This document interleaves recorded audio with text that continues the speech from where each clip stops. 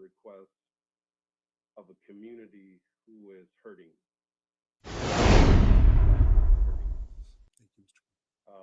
Thank you, Mayor. I appreciate the time. Thank you, Mr. Kennedy. Appropriate comments. And Mr. Masuda also had his hand up. Thank you, Mayor. We also had a tragedy in District 4. A community member, Gilbert Walton. I don't have all the details about it, but Chief Perez sent out a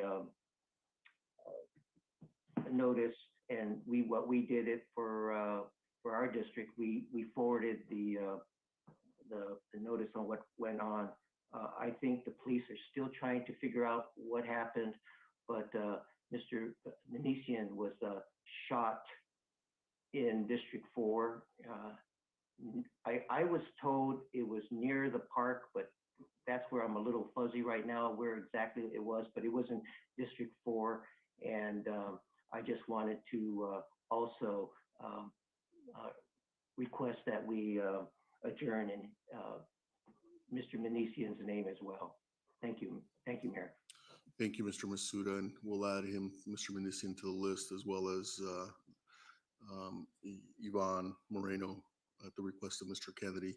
I'd also like to add Jamal Patterson, who lost his life in Northwest Pasadena as the result of violence. So we'll add Mr. Manesian, Yvonne Moreno, and Jamal Patterson. Thank you. With that, we'll move on to Mayor. Oh, yes, Mr. Hampton.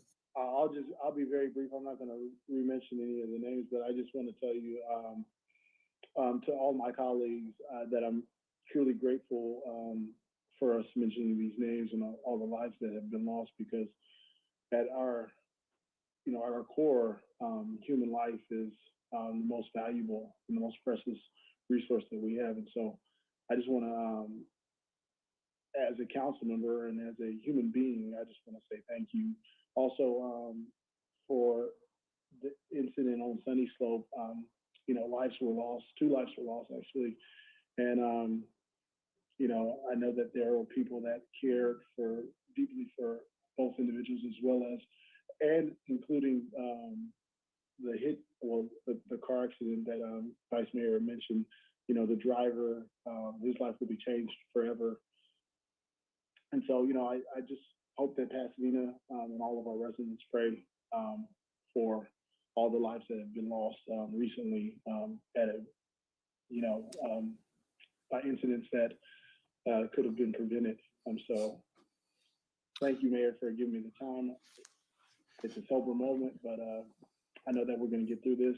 We're strong, and we have council that values human life. And I, as one council member and a community member that lives in the city, I am very appreciative of all of you. Thank you, Mr. Hampton. We'll move on to public comment for matters not on the agenda. Again, we have a tremendous number of cards, and to allow the council to complete its work this evening, we'll go to 1.5 minutes for public comment for matters not on the agenda for the first 20 minutes. Thank you, Mayor. Public comment on matters not on the agenda will be limited to a total of 20 minutes at the beginning of the meeting and will continue at the conclusion of the meeting. Comments are limited to 1 minute and 30 seconds. The City Council may not discuss or take action on issues not on the meeting agenda, except that members of the City Council or staff may briefly respond to statements made or questions posed by persons exercising public testimony rights. A member of the public shall only address the body shall only direct comments to the body as a whole and not to staff, individual members of the body, or the public. No person shall be permitted to interrupt members of the body, staff presentations, or members of the public.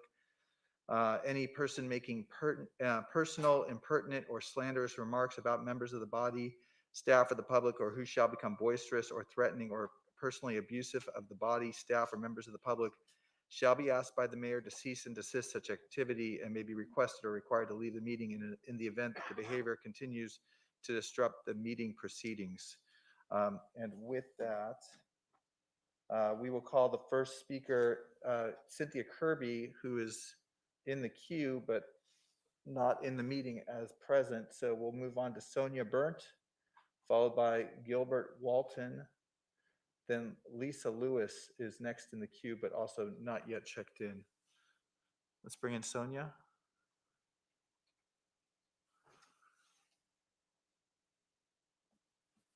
Good evening. Page 2 of the city's draft 2021 to 2029 housing element includes the following, quote, all Pasadena residents have an equal right to live in decent, safe, and affordable housing in a suitable living environment for the long-term well-being and stability of themselves, their families, their neighborhoods, and their community. The city is committed to opening doors for people of all income levels at all stages in their lives, unquote. I listened to the November 10th Planning Commission meeting. The discussion of SB 9 was very alarming. I heard a lot of discussion about protecting our single-family neighborhoods and protecting beautiful trees.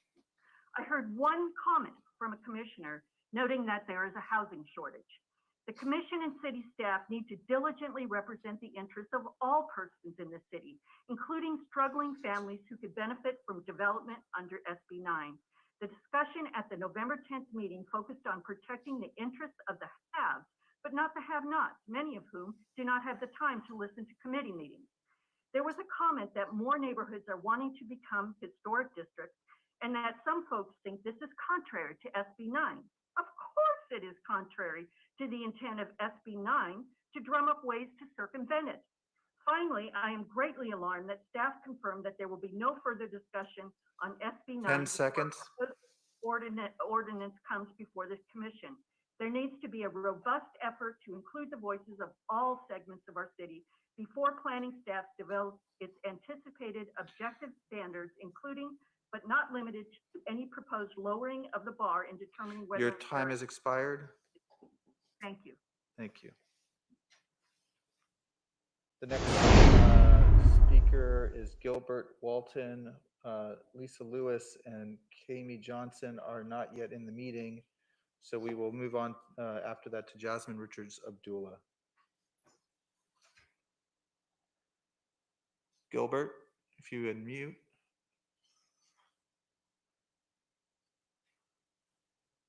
If you press unmute, there you go. You have 90 seconds. Go ahead. Good afternoon. My name is Dr. Gilbert Walton. I have been a resident of Pasadena for 33 years. I was born in substandard rental-only housing in Birmingham, Alabama. My father was a sharecropper, subsequently worked in a foundry. My mother did domestic work. After about 10 years, we were able to move into modest, affordable housing. It changed the trajectory of our lives. And so the 5 children were able to go to college, and my sister became a registered nurse. So I want to support the rezoning of church property in Pasadena by right, so that churches who desire to can build affordable housing. There has been a tremendous attrition of the membership in my church because Pasadena has been found to be unaffordable. And what I would really like to say, this is more than housing, as I have alluded to in my sort of truncated history. But this actually changes lives. It changes lives and it changes the livelihoods to have pride of place. And therefore, I think that this is a very modest request. 20 seconds. And our city, and I just thank you for this opportunity to speak on behalf of this issue. Thank you.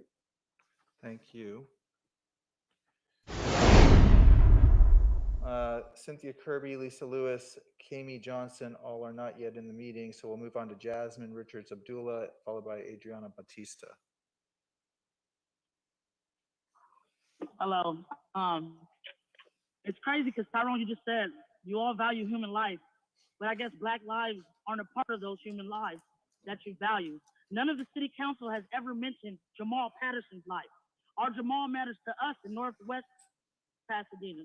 You all uplifted everyone's name and everyone's life except for his. His life was snuffed out as well in front of his mother's home, where she had to go see her baby. It is apparent that no one on city council cares about his life. You guys showed this time and time again. Last week, you guys all came out and you guys at the vigil for Iran, And you guys said that you will help Iran's family in the community. You will help with funds. You will help with therapy. But no one has reached out to Miss Lisa. Only Victor Gordon, when he came with lies. Bill and Dina and the mother's voice are the only ones that have been reaching out, offering therapy, offering help to this family. So you guys are making it apparently clear that none of you guys care about Jamal Patterson's life. And this is highly disgusting. We can't get a moment of silence for Jamal. We can't get you guys to pause the meeting for Jamal. I'm angry and outraged at the 20 seconds. I cried for Iran, but I cried because I seen it was apparent that you guys don't care about black men. And this made me angry. I'm asking Cynthia Kurtz, if when you step in, can you fire Officer Duma Gwendon? Can you step in and do what's right? Because I know you're listening. So now the power's in your hands. We're asking you as a community to do what's right and fire Officer Duma Your Gwendon. time has expired. And Steve Ramel, we will not miss you. Bye, Steve. We're so happy and Your time has happy expired. you're gone. Thank you. Man, you're the Mayor, Ms. Abdullah, I do want to recognize that the mayor asked for us to adjourn the meeting in Jamal Patterson's name tonight. That doesn't change that he lost his life, and his life is extremely valuable. And when his life was lost, I didn't actually have his name at the time, and I didn't mention that his life is valuable and all life should be valued. So I just want to mention to anyone who's watching this and may feel like we didn't mention Jamal Patterson's name, that name was mentioned tonight, and that will be one of the names that we adjourn our meeting in. We'll move on to Adriana Bautista, followed by Jane, followed by Heavenly Hughes. Adriana?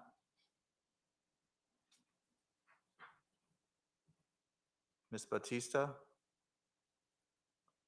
Can you unmute?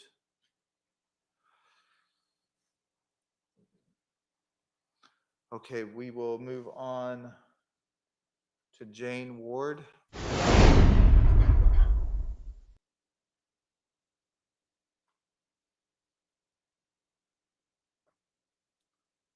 Ms. Ward, go ahead and unmute. You have 1 minute and 30 seconds. Go ahead. Hello, council members. I'm speaking today on behalf of the membership of Showing Up for Racial Justice, the Altadena Pasadena chapter. It is a incredibly heavy and violent and grieving time in the city of Pasadena. We need public safety now. And if we have learned one thing from the last several decades of research on criminal justice, it's that the police do not keep us safe. It's counterintuitive, isn't it? Most of us, especially white people like myself, are raised believing that police are the peacekeepers and that they are who you turn to when violence is happening in your home or in your family, in your neighborhood. But those of us who study in violence, especially violence in our families and in our neighborhoods, know that that story about police just simply isn't true. The New York Times reported this month that the evidence that police reduce violent crime is very weak and must be weighed against the documented risks of policing, such as the violence that police themselves inflict on the public. 15 seconds. Relatedly, I want to lift up the words of Kimberly Jenkins, the mother of one of Anthony Mclean's children. She said to a reporter for the LA Times, "Sadly, the money being paid on behalf of the city will not bring my son's father back to life. We're still waiting for the officer who shot and killed him to be held accountable." So we're calling yet again to demand accountability. Your time has expired. Order. Thank you. Heavenly Hughes, followed by Victor Hodgson, followed by Hiram Cormier Jr.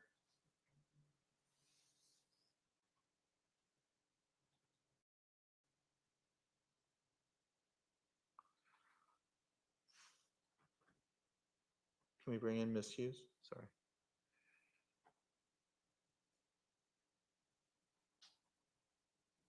Ms. Hughes, can you unmute? Can you hear me? We can. Go ahead. You have 1 minute, 30 seconds. Go ahead. So my name is Heavenly Hughes, co-founder of My Tribe Rise. We give our condolences to the families of Jamal Patterson, Iran, Moreno, and all the community members who have lost their lives in this city of roses and thorns due to gun violence, both community violence and police violence. I agree with what I've heard from the previous callers in regards to affordable housing and the pretending of true community care. Community care is for all of the residents of Pasadena. When you all made the settlement for Anthony Mclean, did you guys really think that that was justice? Epic fail. Epic fail. Again, epic fail. Money is not justice. We demand accountability of the Pasadena Police Department. We demand accountability of the city of 20 Pasadena. seconds. We demand Steve Mermel be fired. We demand Chief Perez be fired. We demand every officer involved with the murder of Anthony Mclean be fired. Say his name, Anthony Mclean. Say his name, Anthony Mclean. I've heard you all say several names today, but I still haven't heard you guys say Anthony Mclean. When will his life matter? When will Ms. Hughes, your time has expired. demand justice for his life? I want my whole 3 minutes. I'll call back. Mr. Hodson. Followed by Hiram Cormier Jr., followed by Vanessa Kale. It has been over a full year since Pasadena police officer shot Anthony Mclean in the back and killed him. The city council has still not taken action. For over a year, the community has been speaking at council meetings, writing letters, holding protests, marching in the streets to demand that Officer Edwin Dumagwindin be fired. We have asked for Chief Perez to be fired for making a giant mess of this case by publicly announcing the presence of a gun in Anthony Mclean's hand, a gun that no other viewer of the police footage can see, and for authorizing a culture of violence and brutality against Black men, as he did when he declared that the officer who beat Chris Ballou had done nothing wrong. None of these requests from the community have been addressed. And I also like to add our condolences once again to the 13-year-old Iran Marino and Jamal Patterson. 25 seconds. What happened to him, but I wish that for Jamal Patterson, a Black man, that you guys will put the same interest in visual and time into this Black man that was also murdered. Thank you.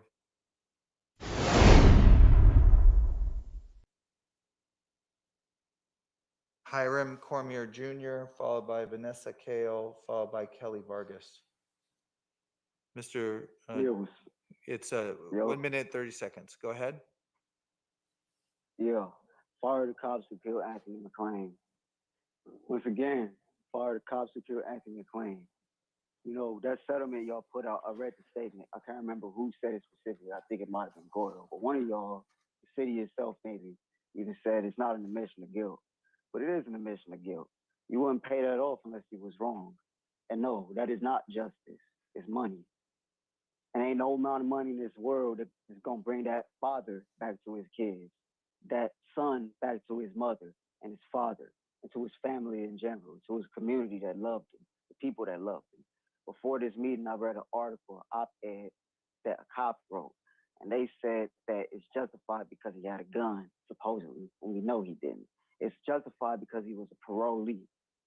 I'm sorry, but that don't warrant death. It doesn't. There's plenty of niggas on parole. There's more people, more Black men on parole and probation today than were ever enslaved, and that's called state supervision. 25 seconds.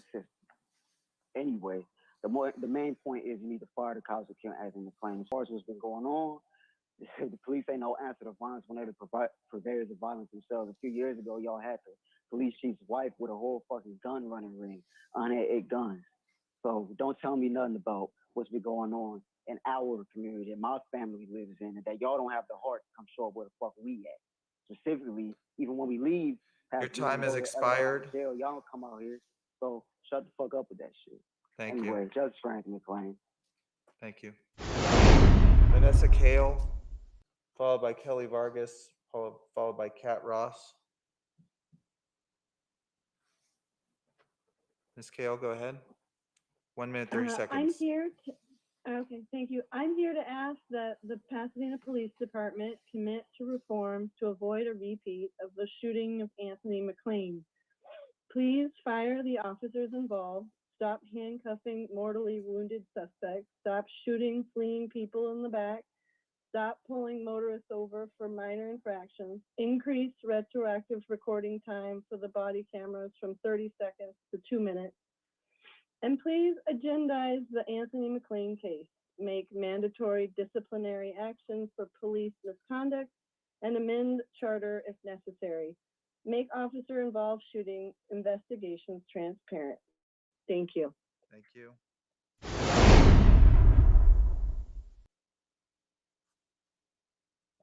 Kelly Vargas, followed by Kat Ross, followed by Michael Williams.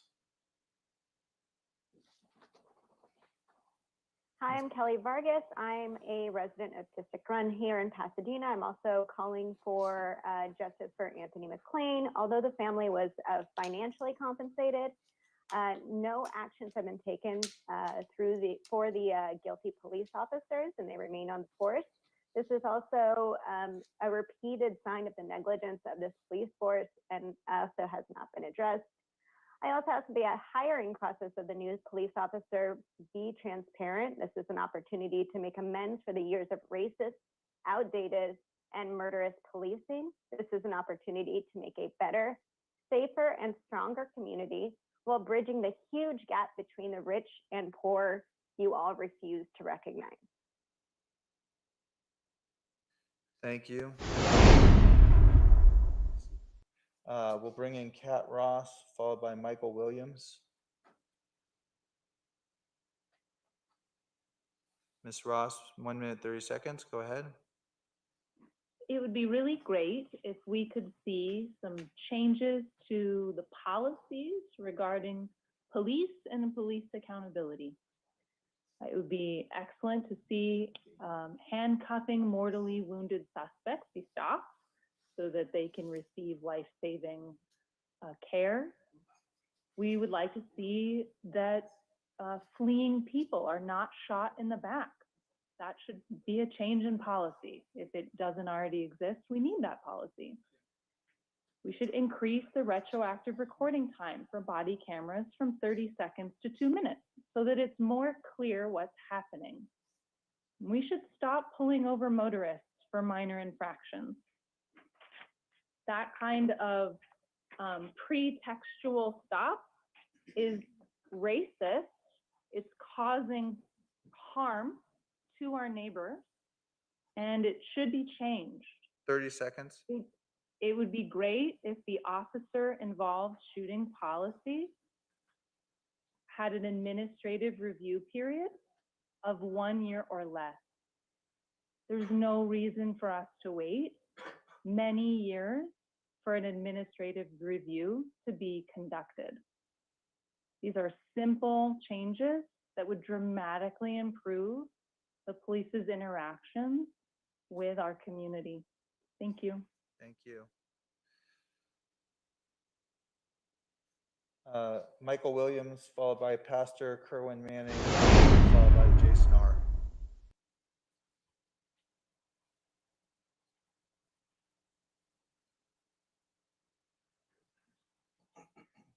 Michael, go ahead. Hello? Yep, go ahead. 1 minute, 30 seconds. So, in the last couple of years, the Pasadena police budget and its deputies and its force have increased. It's been increasing for a long time. We've signed up new services and programs that police are supposed to be a part of. We've given them new equipment like body cameras. Now we're going to give them drones and microphones all across the city. We've been increasing their power and their abilities for a long time. Yet we continue to see community violence. We continue to see an increase in gun violence. When is this commission and the police department going to admit which is something that you've already admitted to, that the increasing of giving the police more power, more ability, more 30 strength, more seconds. numbers, more resources is not what the community needs. You're trading one violent force for another violent force. You're trying to fight violence with violence, and it doesn't work. You're also not holding these officers accountable while still giving them more and more ability to enforce their will on other people. Hold officers accountable. Fire the officers that killed Anthony McLean. Fire any officers who are involved with the murder. Mr. Williams, your time has expired. Fire the officers that killed Anthony McLean. Thank you. Pastor Kerwin Manning, followed by Jason R., followed by Julia R. Pastor Manning, you have 1 minute, 30 seconds. Go ahead. Good evening, all. I was extremely disappointed when our mayor, a man who has personally experienced what it means to be discriminated against because of skin color and socioeconomic status, did the same thing by discriminating against concerned citizens because of their physical address and their approach to community engagement. It was wrong for you to accuse these concerned friends of pretending to care about our city. That summary is totally unprofessional and unacceptable from an elected official, especially the highest office in our city government. I'm a pastor who has a personal relationship with Jesus Christ, and even I am not able to know who's pretending or not.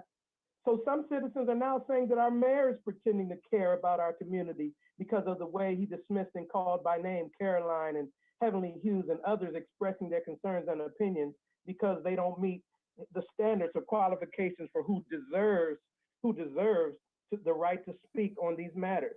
30 seconds. I don't believe that about you, Mayor.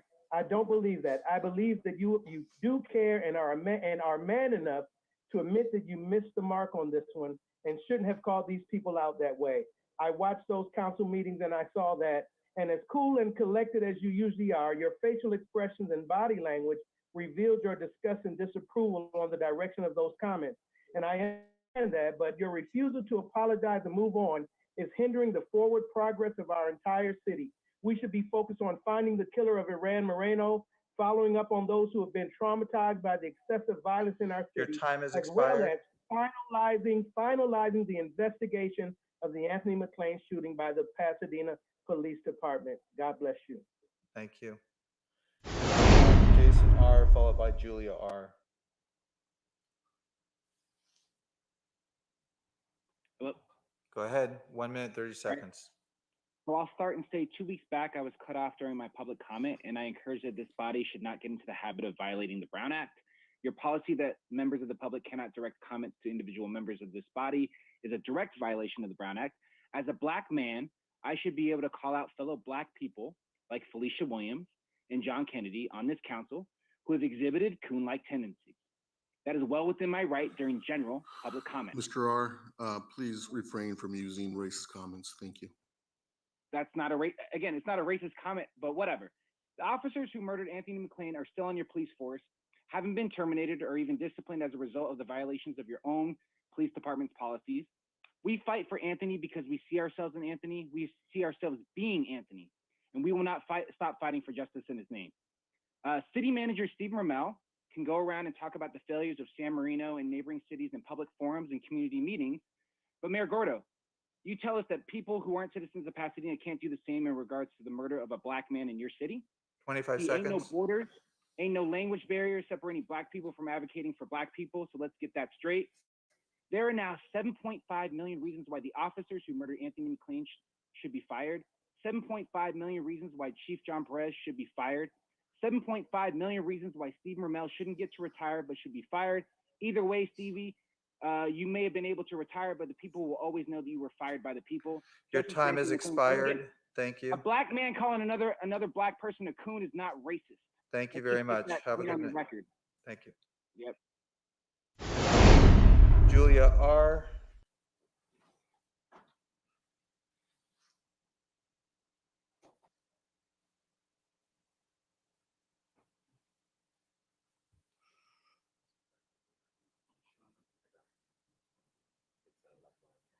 It's *6 to unmute.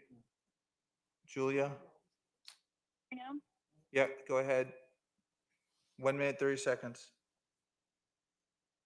Oh, *6 again. There you go. I'm calling in again to call for justice for Anthony Mclean. It continues again every single week. Everyone on this call is calling in to have some sort of accountability for an incredibly violent police force. It is incredible to me that people get into civil service jobs and don't take the opportunities to make changes for the better. It is wild to me that it continues to be ignored, that someone was shot while running away and then handcuffed while bleeding out. Those are the facts of the case. That is insane to me. I'm a teacher, and I don't know about you guys. I had a student lose a father this holiday, and I don't know if you have kids or maybe you lost parents in your time, but how do you understand the disruption that this radiates out into? It is a family that has been disrupted here. It is a father. It is generations. You have the ability to make some change. Fire these officers. They will kill again. Because 30 it is seconds. obvious that there is a problem within your police department of just an entire type of violence that is embedded into the entire system of it. It is justice for Anthony Mclean. I can't believe that we continually have to call in for this. Put this on the agenda. It is unbelievable that you cannot continue to see what everyone else in your community sees in this case. Your time has expired. We all see ourselves in Anthony. We really do. So fire those officers. Thank you. Mayor and council, that completes the 20-minute initial period. I'm going to read out the names of everyone who is in the queue that will be called at the end of the meeting. Reverend Dr. James M. Thomas, Bert Newton, David Lannis, Carolyn Galoni, Karina Kay, Camille Lewis, Kristen Petherbridge, Janie Kaveh Naimi, Kate McInerney, Sarah, and Jill Shook. Jill Shook will be the last public comment speaker on matters not on the agenda with her card in the queue. Thank you, Mr. Clerk. Next, we'll move to the consent calendar, and I'll accept a sweep motion on matters on the consent calendar if there's one to be made now. Mayor, there's item 4, item 6, and item 10 on consent have speakers. Okay, we'll hold those items and look to a sweep motion on the. I'll move the balance, Mayor. Oh, so move, And second. I had questions on item, second I had Wilson. questions on item number 4, Mayor. Yeah, and that's held. 4, 6, and 10 4, 6, and 10 are held. I would want to read out one comment letter. There was one letter for item 14 that was received expressing concerns urging the city to invest in the health department and Fuller College, not the police department, to address homeless and mental health issues. That public comment was posted online, distributed to the council, and is part of the record for item 14. But we don't have a speaker on item 14. Why don't we go to public comment for 4, 6, and 10, and then come back to the council? So did you want to do the sweep motion or no? Yeah, oh, I'm sorry. Let's do the sweep motion for the balance. Yeah. Andy, Motion and a second on the balance. Hold. Felicia made the second. Okay, so approving all consent items except for 4, 6, and 10. Councilmember Hampton, Yes. Councilmember Kennedy, Yes. Councilmember Madison, Yes. Councilmember Masuda, Yes. Councilmember Rivas, Yes. Councilmember Williams, Yes. Vice Mayor Wilson, Yes. Mayor Gordo. Yes. The balance of the consent items except for 4, 6, and 10 are approved. Now we'll go to public comment for matters 4, 6, and 10, and then we'll come back to the council. So the first speaker will be, and we'll do that for 3 minutes.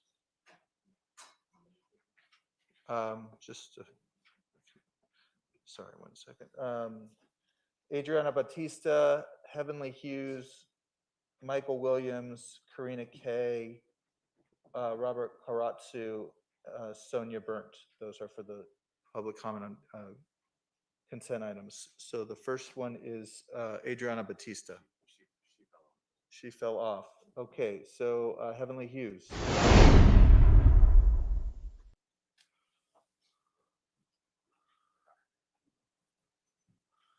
Ms. Hughes, you have 3 minutes. Go ahead.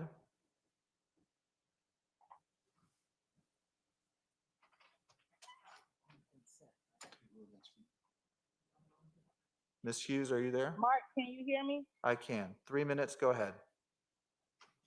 Is this about increasing police funding for body cameras? Item 4 is Yes. to extend a contract with Axon Enterprise for 5 years for the body-worn camera system. Yes. Police-borne. So you guys want to increase funding to the police department or those who are creating these tools for the police department that don't work? Because my understanding is that when they murdered Anthony McLean, the body cam of Officer Edwin was not on. Like, why are you all wanting to increase using body cameras that is not helping hold the police accountable?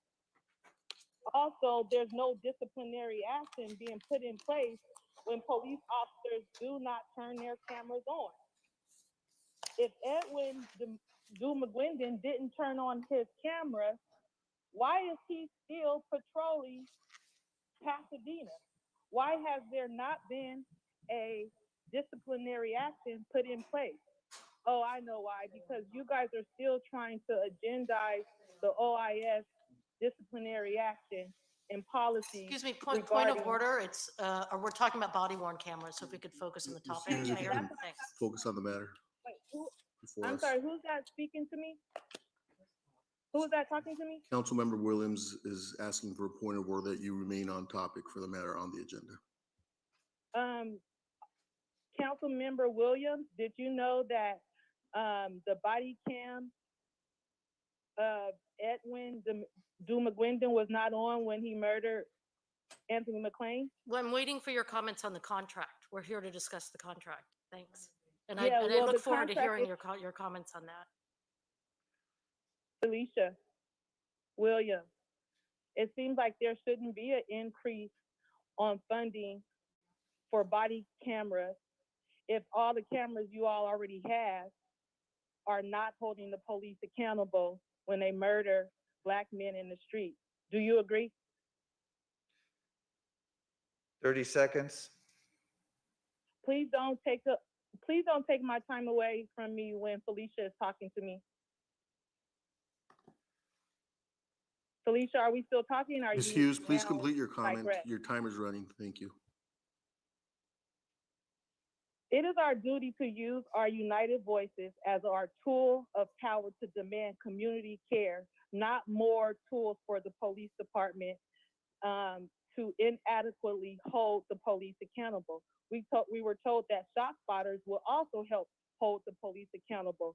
But just like the body camera worn by Edwin McGuindon, it did nothing to hold the police accountable.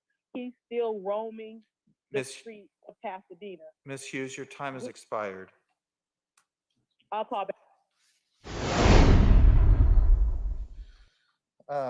The speaker for item 6 actually has dropped off.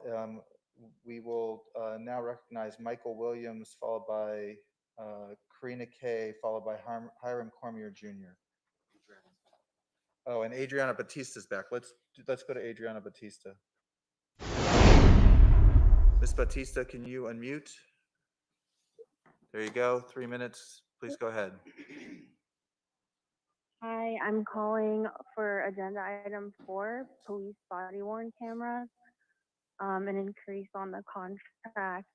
I'm calling because this is already an issue with PPD that's been noted by OIR research group, Henry Janaco's office, that PPD does not use the body worn cameras to the protocol. So if you're increasing this contract, you also need to be holding PPD accountable to the fact that they actually need to use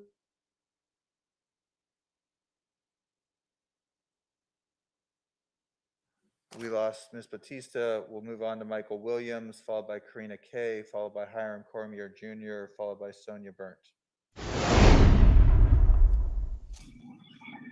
Mr. Williams, go ahead. Yep, go ahead.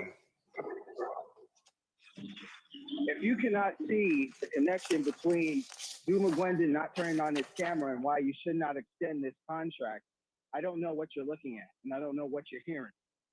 It is obvious why this contract should not be extended. Not only because body cams in multiple studies have shown not to be effective in stopping police brutality and stopping police violence and shooting in multiple studies. But you guys don't care about that because you voted for ShotSpotter. You don't care about studies. But it also should be clear because we have already had an incident where a body camera that should have been on was not on, and an officer did not receive any punishment for not having it on. Why are we wasting millions of dollars of taxpayer money for something that doesn't work and that we're not even enforcing?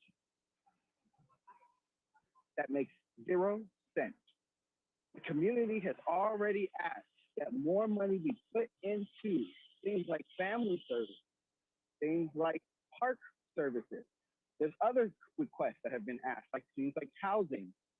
There's so much more money that there's millions of dollars that you're going to obligate to the police department for something that doesn't work and that you're not enforcing the use of should be used on. You should put it towards what the community has asked you to put it towards. This is something that should be a no-brainer. If you are being honest and if you're actually looking at the facts. You should not approve any extension on body cameras until the Pasadena Police can present a well-documented, well-thorough researched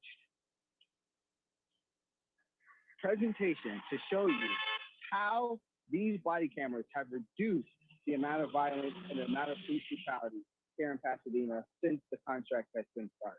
Unless that, you should vote no on it, because the evidence has already been proven on the opposite side that shows that it doesn't work, that it's not preventing police brutality and state-sanctioned violence. That is what is the obvious thing. 30 seconds. The police presenting something that says that it does. This is more reasons why you should fire the officers and you should not be giving any more money to the police department, because it's obvious that the only reason why you would vote for this, and I want everyone who is listening on this call, if you're a community member, to watch this, the only reason why you would vote for this is if you're taking money from police unions. So we're going to see who is the one taking money for the police unions, who's getting kickbacks from the police unions, who's getting special favors from the Pasadena Police Department. Your time has expired. It's not sensible, it's illogical to vote on something that doesn't work and you're not even enforcing. Karina Kay is the next speaker.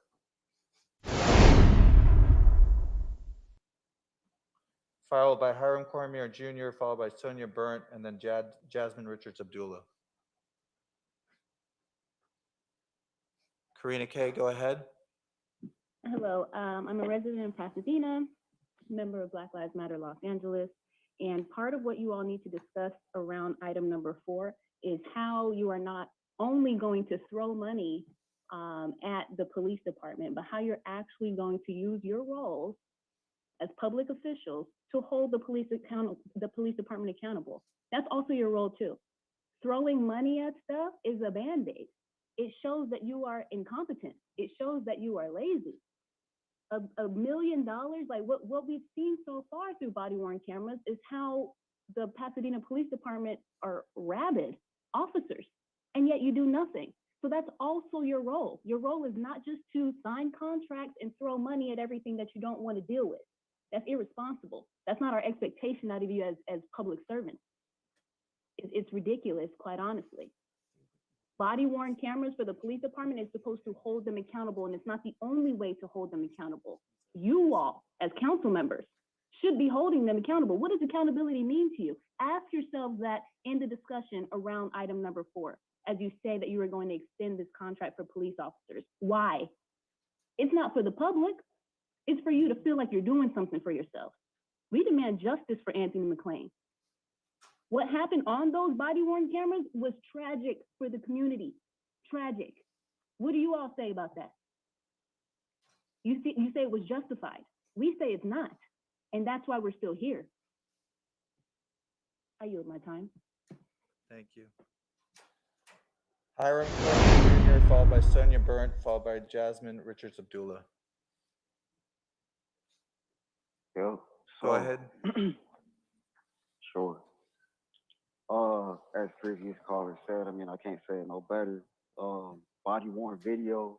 Thank you. Not save anybody's life. If it did, there's, you know, quite a few names that probably would still be alive. In fact, you know, as others said, in those incidents, said his name, Anthony McLean, the camera wasn't even on. So what is the use? You know, I am in support of the community and the people who call in, who actually care about, you know, Black life. No, this contract should not be extended at all. There is roughly $1,700,000 in that contract. I can only imagine the type of things that if you took that money and a little more, so, you know, if you give $93 million to the Pasadena Pigs, if you put in something like childcare programs or housing programs, you hear people calling every week about that, and they need it because it's not there. If you put into food services, create something like a UBI, all types of stuff, what that could do. But instead, as previous callers said, you just want to keep funneling money and dodging responsibility when you know that stuff like this really doesn't do nothing to help really anybody. You know, when cops in Pasadena are killing someone or beating somebody or planting drugs on something or taking people and kidnapping them in the back of their fucking cars and driving them over to Altadena or to Duarte or even down to South Central LA, because they do that too, they don't have their cameras on. They do not have those cameras on. And specifically, they didn't have their cameras on when they killed Anthony McLean in cold blood in the middle of the street. And on top of that, those body-worn videos didn't stop y'all from editing a video and publishing that and then taking it down. And now you say you got to file a public request to get it. So, hey, whatever, man. You know what the deal is. Don't extend the contract. Fire the cops to kill Anthony McLean and Mamel. Fuck you. I yield the rest of my time. Thank you. Sonia Burnt, followed by Jasmine Richards Abdullah. Yeah.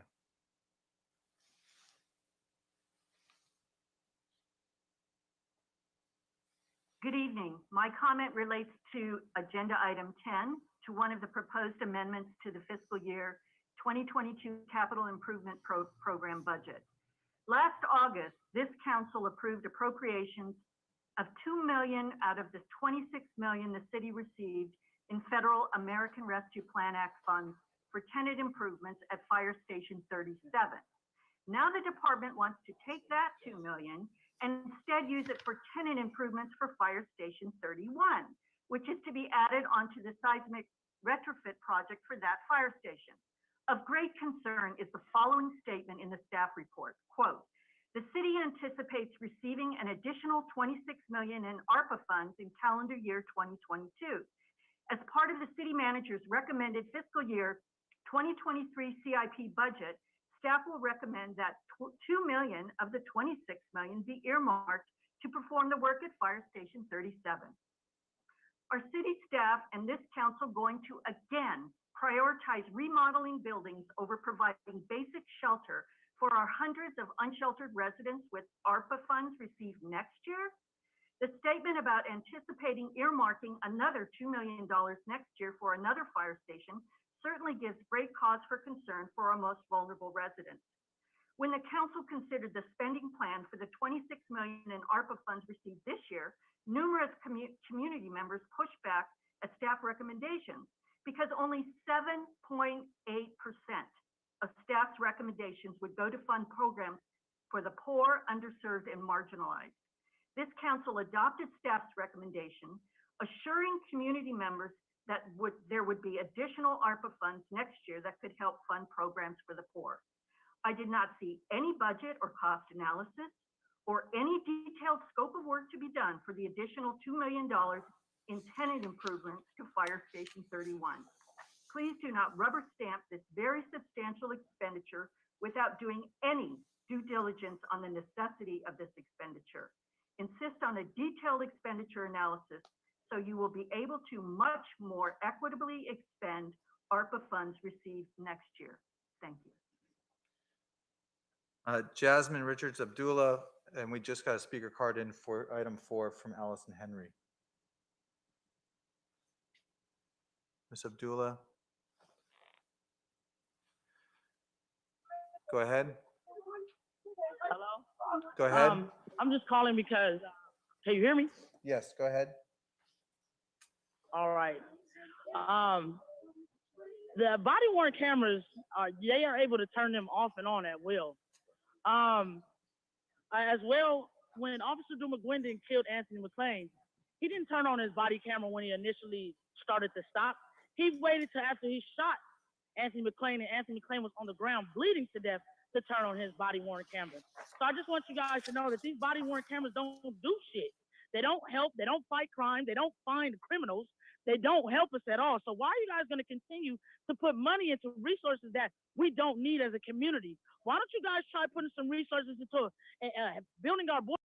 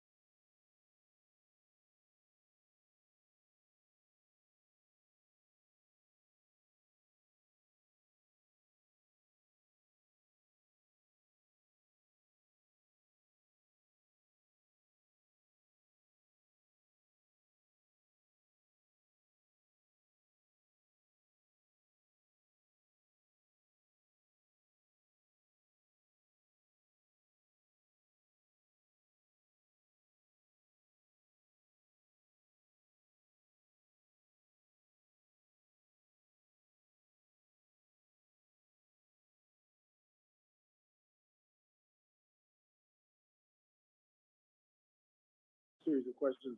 First, I do want to make mention to some of the comments that were brought up today. You know, the community worked really hard to get the Pasadena Police Department with body-worn cameras because it was another level of accountability, not just necessarily for the police officers, but also for the community members and large. And I will say that I have had community members that have had questionable stops reach out to the Pasadena Police Department, receive the body-worn camera so they can review it. And, they filed their complaints, et cetera.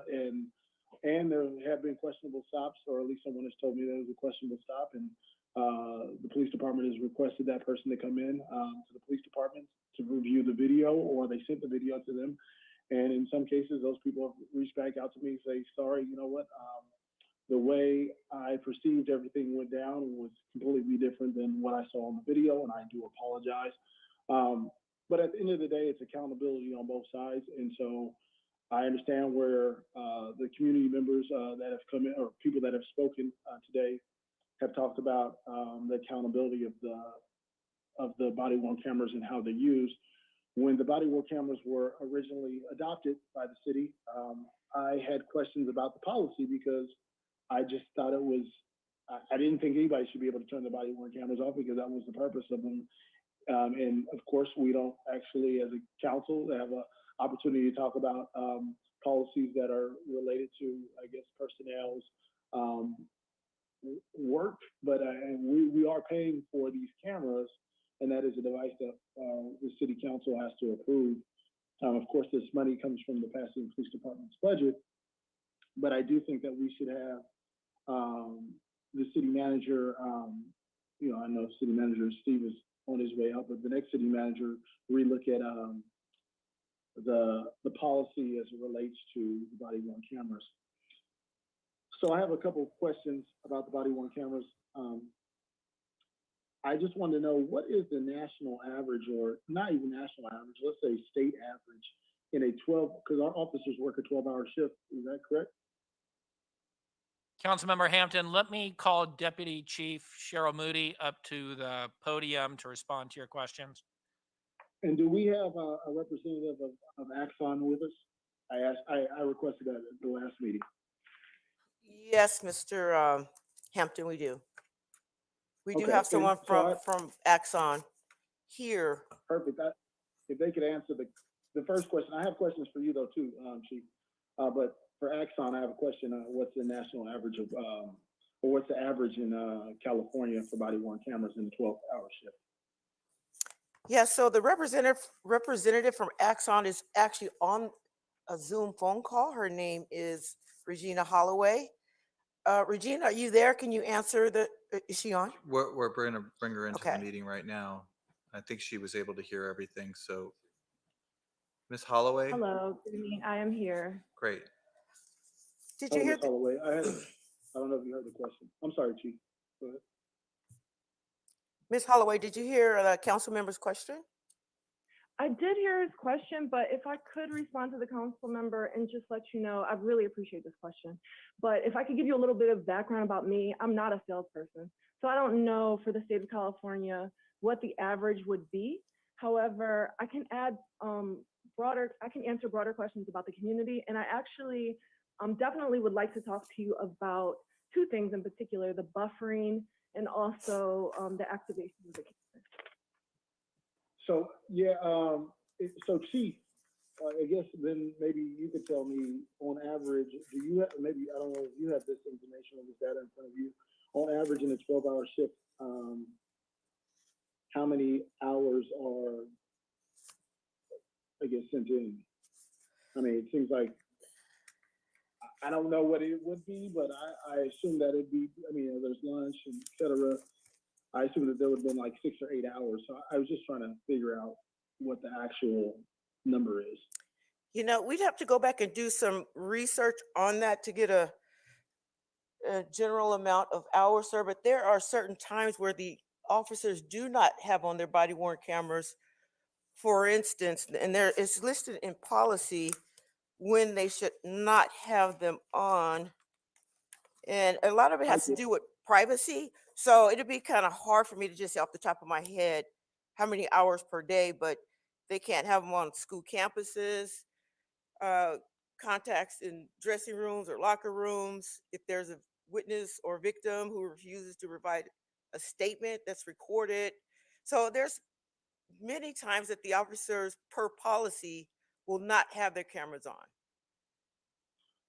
Oh, cool. I understand that, but there should be some sort of average, though. I mean, I guess if you don't have that information today, then if you could give that information to us later on. Sure, I can do that. And then also for our AXON representative, if I can understand what the actual hours are on, you know, Los Angeles County, would you say, instead of, you know, national average for officers that work 12-hour shifts. Officers work 12-hour shifts, is that correct, Chief? That's correct, sir. Thank you. Then for AXON, who receives the videos? And who stores them? So the data is owned by the department. Axon doesn't own the data. I understand that, but do you receive and file it for the department? Or does the department upload their own videos and it's on their own server? Or is it on your server? Because according to this, it says that your company is providing us with unlimited data storage. To be honest with you, Councilman, I'm not a technical person. I'm a lawyer. And so I could definitely find that out for you and get back to you on that. And if you have other technical questions, I can definitely find the answer. So it's my understanding that we purchase our own, we pay for the storage. Our storage is unlimited within our contract. I was going to go through all that within the presentation. So. Yeah, if you would, Mr. Hampton, may I just introduce Executive Administrator Karen Peterson, and she'll talk a little bit more about storage and the contract and what's entailed with the services we're going to provide. Can we go to that, sir? Why don't we, do you need a presentation, Mr. Hampton? Do you need a full presentation? Or do you want? No, because I've already had a full presentation on exactly how this works. I didn't ask the question originally, you know, who stores it? Is it stored with Axon or is it stored with us? Is there ability for any of the files to, it seems like if it was stored with Axon, there's no ability for any files to be corrupted or contaminated. But I was just wondering if it's a third party or if it's the Pasadena Police Department that holds the data. Hi. Originally. Thank you. This or is my name is Karen Peterson. I'm the Executive Administrator for the Police Department. So to answer your question, Council Member, the system itself is a cloud-based system that it's a, let me get the right answers for you. So axonsevidence.com is a robust and secured cloud-based system that allows for streamlining of user and data management. The Axon devices and application work seamlessly together, and the system stores mixed media data from body-worn cameras, audio records, from communication systems, and video uploads from the citizens and from evidentiary documents. So when they bring the answer to, I'm sorry, so the answer to my question is the data does not get stored on Pasadena servers. Does it automatically go to Axon, or are we storing it? Like, who has control of the data? So the Axon or us? And Council Member, let me also introduce some members from Department of Information Technology. Our Director, Philip Leclerc, and Christina Coe have entered the room. Christina was project manager when we initially implemented and worked closely with the police department. I would ask Christina to step forward and provide a little more detail. Cool, perfect. That would be helpful. All right. Well, good afternoon. So the answer to the question is that the data is in the city's control. It's actually hosted in the city-owned cloud environment. And so it's not owned by third party or controlled by the third party. Thank you. Are there third-party copies that go to Axon? Because it says here we are providing unlimited data storage through Axon. I mean, that's what it says in your report. Correct. And so it is hosted in the evidence.com environment, but the data is owned by the city and is controlled by the city in terms of how we configure the system and how we utilize the system. So Exxon doesn't really have rights to use our data.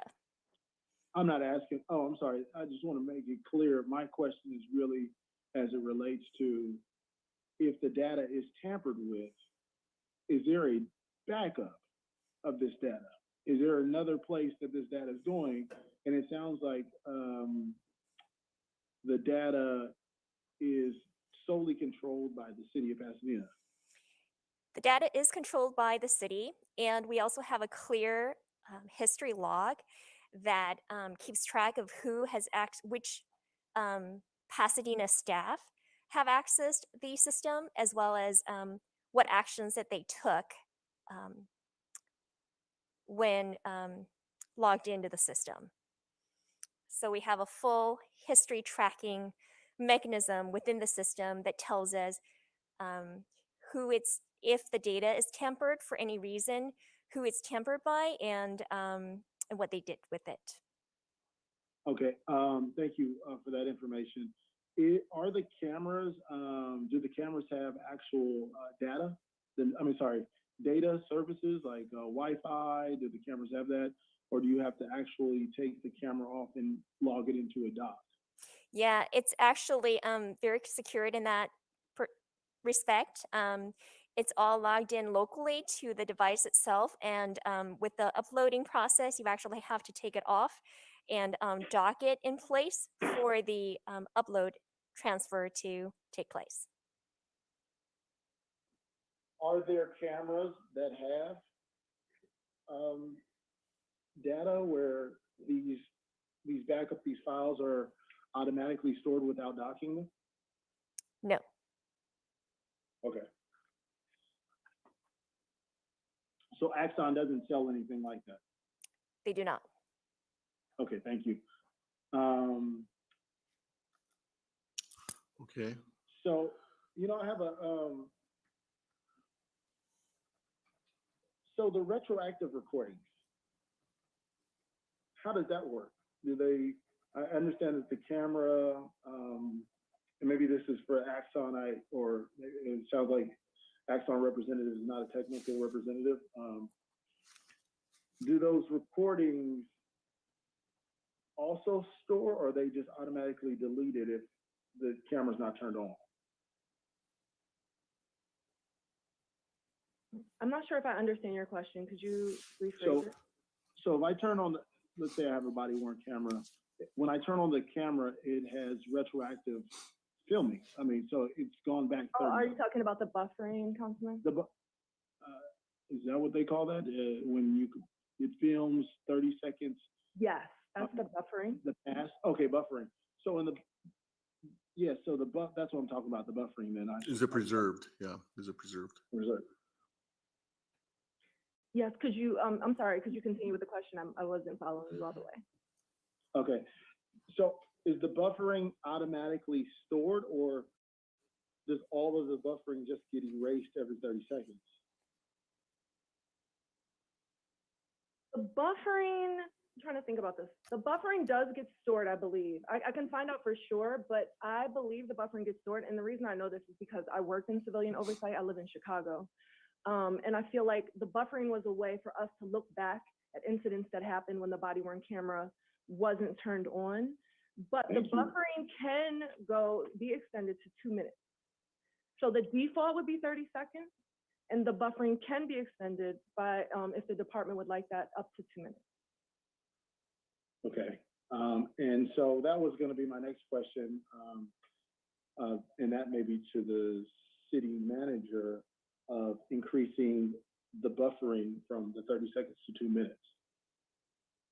I mean, it sounds like there's buffering footage, according to Axon's representative today, that would go back. All the buffering is stored some sort of way. So I requested buffering videos, or I guess I was calling retroactive, but I was requesting, maybe that was my problem. I was calling buffering videos.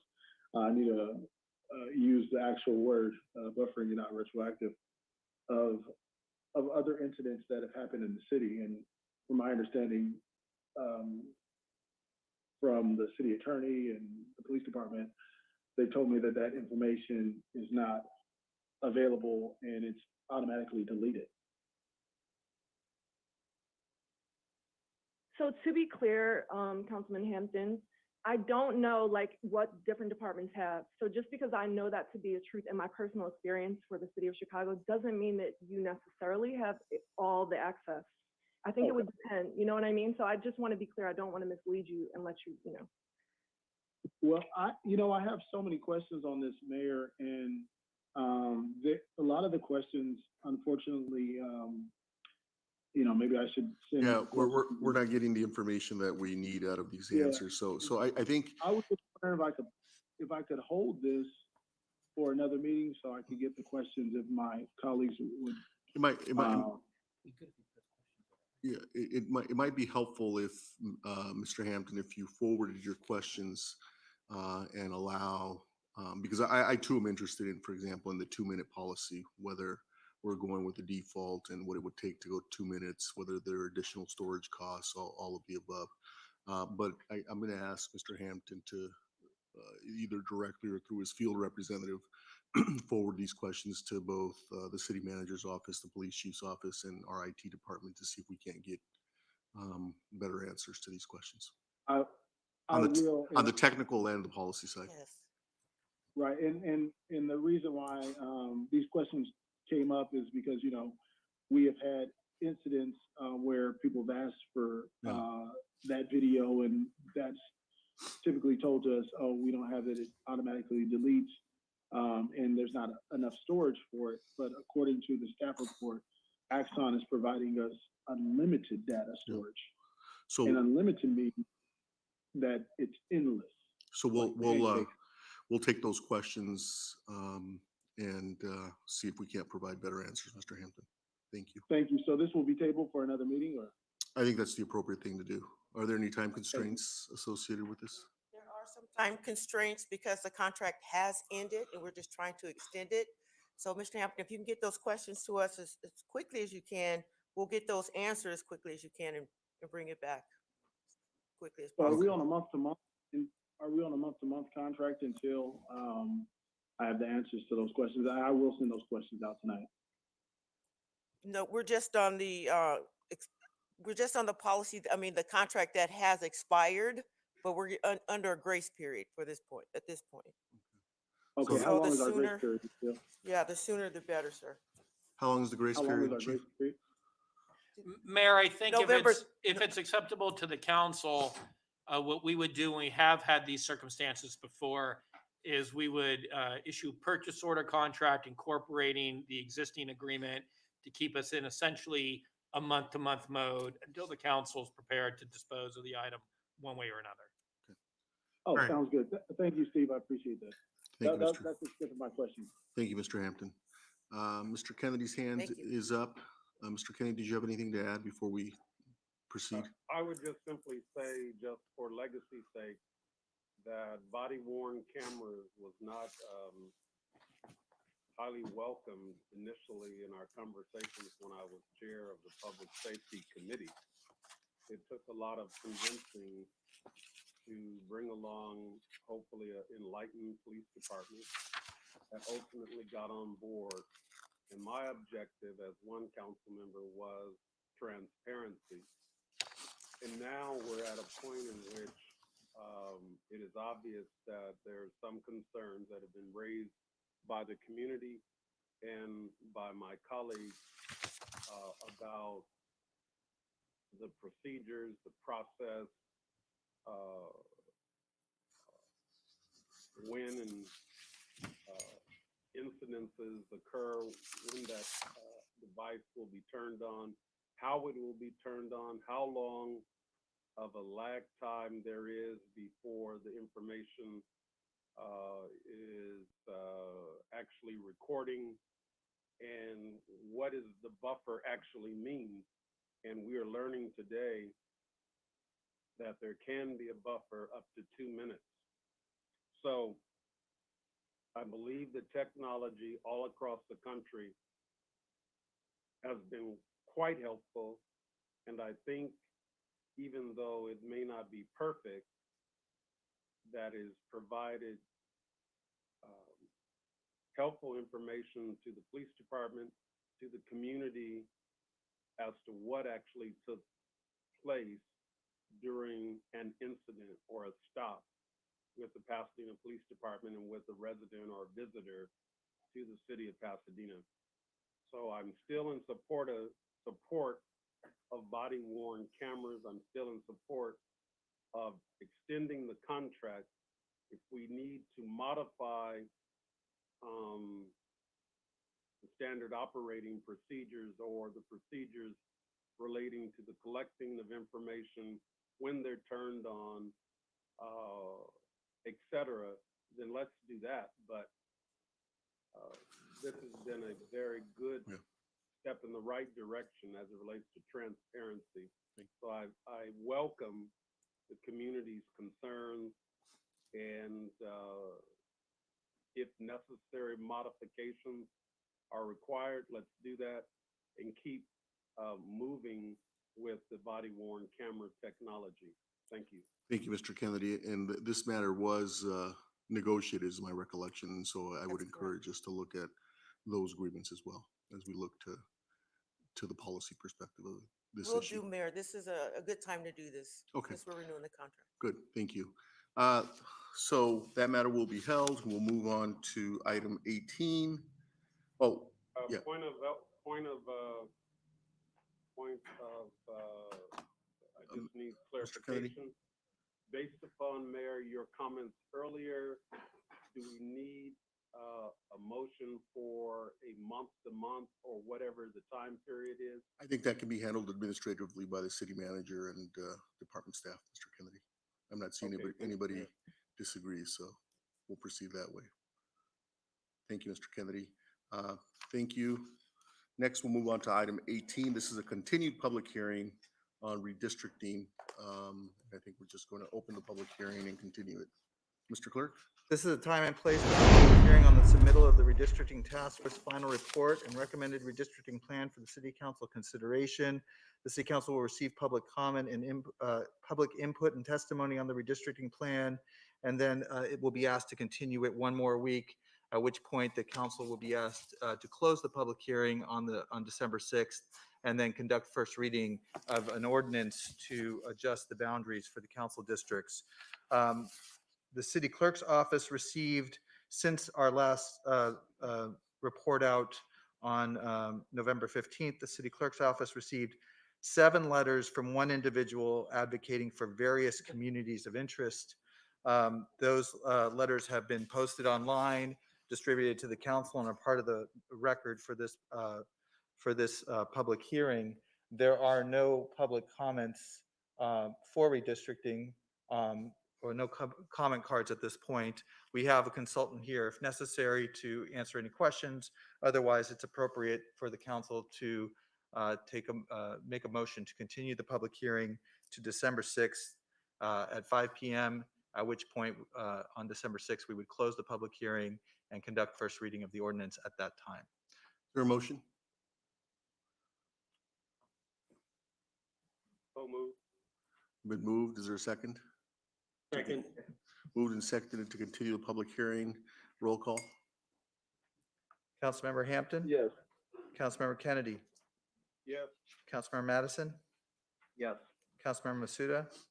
Yes. Councilmember Rivas? Yes. Councilmember Williams? Yes. Vice Mayor Wilson? Yes. Mayor Gordo? Yes. Motion is approved without opposition. Thank you. This brings us to item 19. This is another public hearing related to the property located at 1827 East Villa Street. Mr. Clerk?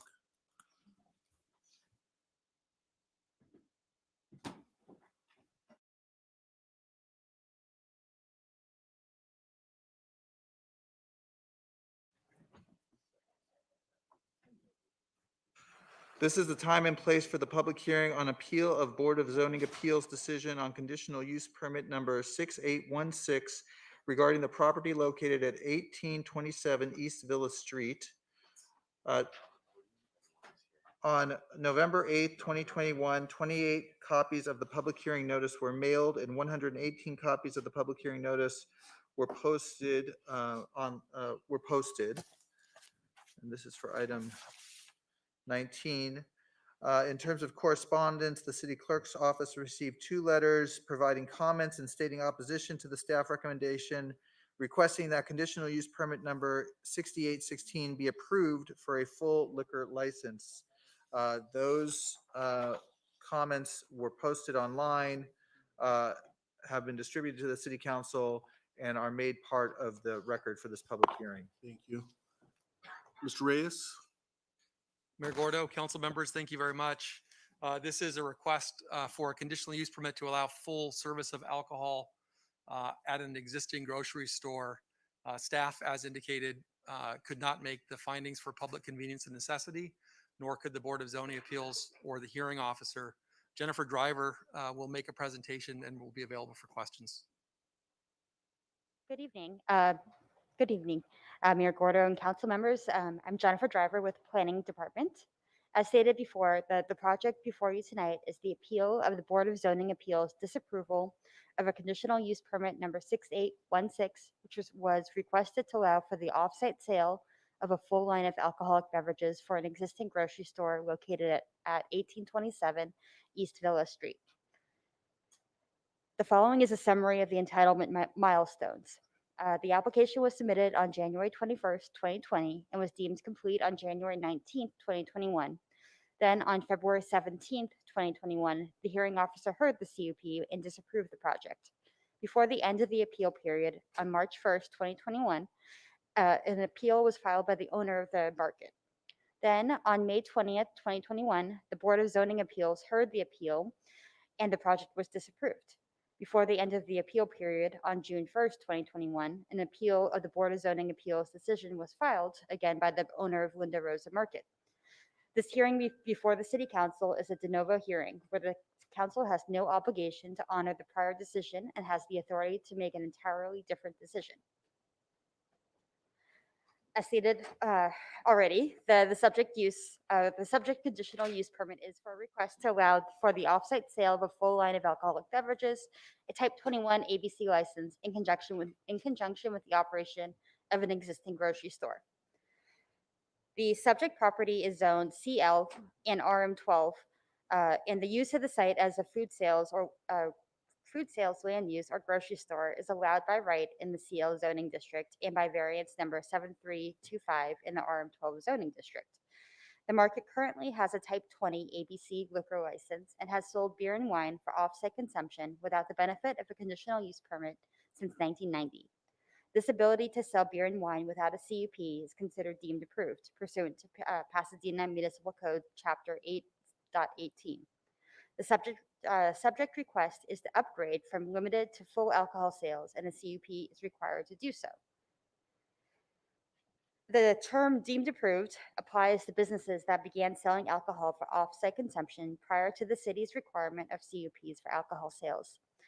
In addition, per Pasadena Municipal Code Chapter 8.18, deemed approved stores shall comply with performance standards related to public nuisance to ensure that they have no adverse impact on the community. However, if an establishment fails to adhere to the imposed performance standards, the city is able to revoke the deemed approved status or impose conditions of approval and performance standards through the code compliance process. The subject property is located on the north side of East Villa Street and is bounded by East Villa on the south and Baldwin Alley on the north. The closest major north-south street is North Allen, which is approximately 60 feet to the west. Vehicular and pedestrian access to the project site is from Villa Street and Baldwin Alley. Except for the limited commercial and auto uses at the intersection of Allen and Villa, the uses within 1,000 feet of the property are either single or multifamily developments. The subject 15,000 square foot site is currently improved with a 6,000 square foot commercial building and surface parking lot with 18 spaces. The subject market currently occupies the largest of the tenant spaces, while the remaining tenant spaces are occupied by a hair salon and a restaurant. Immediately to the west of the site is M&S Liquor, which has the ability to sell a full line of alcoholic beverages. M&S Liquor also has a deemed approved license, but is able to have a Type 21 for the full sale of alcohol, and this has been going on since 1981. In these pictures, the subject market is highlighted in yellow, and the adjacent liquor store is identified with the orange arrow. Each of these pictures shows that the market and surface parking lot are immediately adjacent to residential uses to the north and east abutting the property and across Baldwin Alley. As for more detailed case history, the CUP request was first heard by the hearing officer on February 17, 2021. At this hearing, staff presented, responded to questions, and recommended disapproval of the application, as not all the required findings could be made. The applicant presented and expressed disagreement with staff's recommendation. 9 public comment letters and a petition with 85 signatures in support of the CUP request were received prior to and during the hearing. At the conclusion of the hearing officer disapproved the application based on the fact that not all required findings to support the CUP, including the required finding of public convenience or necessity, could be made in the affirmative. Then, on March 1st, 2021, an appeal by the market owner was filed. On May 20th, 2021, the appeal of the hearing officer's decision to disapprove the CUP was heard by the Board of Zoning Appeals. At this hearing, staff again responded to the appeal and recommended disapproval of the application as not all the required findings could be made. The applicant presented and expressed disagreement with the staff's recommendation. 10 public comment letters and the same petition with 85 signatures in support that was submitted to the hearing officer were received prior to and during the hearing. At the conclusion of the hearing, the Board of Zoning Appeals disapproved the application based on the fact that not all the required findings could be made to support the CUP, including the finding of public convenience or necessity. The motion to disapprove resulted in a 5-0 vote by the 5 members present. Then, on June 1st, 2021, an appeal by the market owner to City Council was filed. Again, this hearing is before the City Council is de novo hearing. Thank you for the presentation Oh, again. I'm sorry. Are you finished? Yeah. Okay, got it. Thank you. Apologize. The submitted appeal to City Council of the Board of Zoning Appeals is a duplicate of the appeal submitted to the Board of Zoning Appeals or of the hearing officer's disapproval, and states the following reasons the CUP should be approved. That each of the 6 required findings for the CUP can be made, and the decision maker erred in their decision. Sorry. It's not advancing. Hold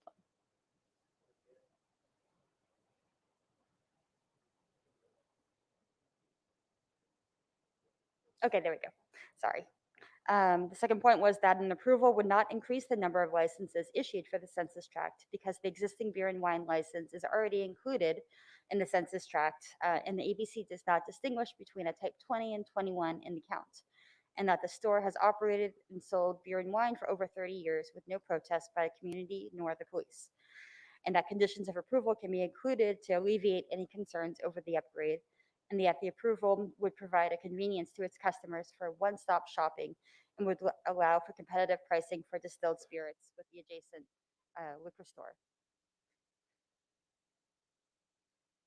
In analyzing the request, staff considered the site's characteristics, its proximity to sensitive uses, including residential uses, parks, playgrounds, religious facilities or schools, the general welfare of the surrounding public, the concentration of alcohol-related uses, both for on and off-site consumption, and whether approval would aggravate any existing related alcohol problems in the area. Staff found that there was an overconcentration of on and off-site alcohol sales within 1,000 feet of the site, as well as with locations with off-site sales within the census tract.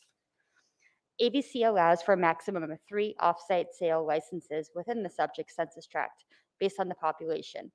Currently, there are 4, including the existing site's license for limited beer and wine. The others include a liquor store in the adjacent building, which has an off-site sale license for a limited line of alcohol, and a market approximately 1,000 feet to the south. While no additional license is proposed as part of this application, as the site's beer and wine license is included in the current count of 4 licenses, there is an existing overconcentration of off-site licenses in the census tract, as only 3 are permitted. The current request to upgrade the license to the off-site sale of a full line of alcohol would further increase the availability of alcohol beyond what ABC deems sufficiently appropriate for the population in the census tract, which currently has an undue concentration of alcohol licenses.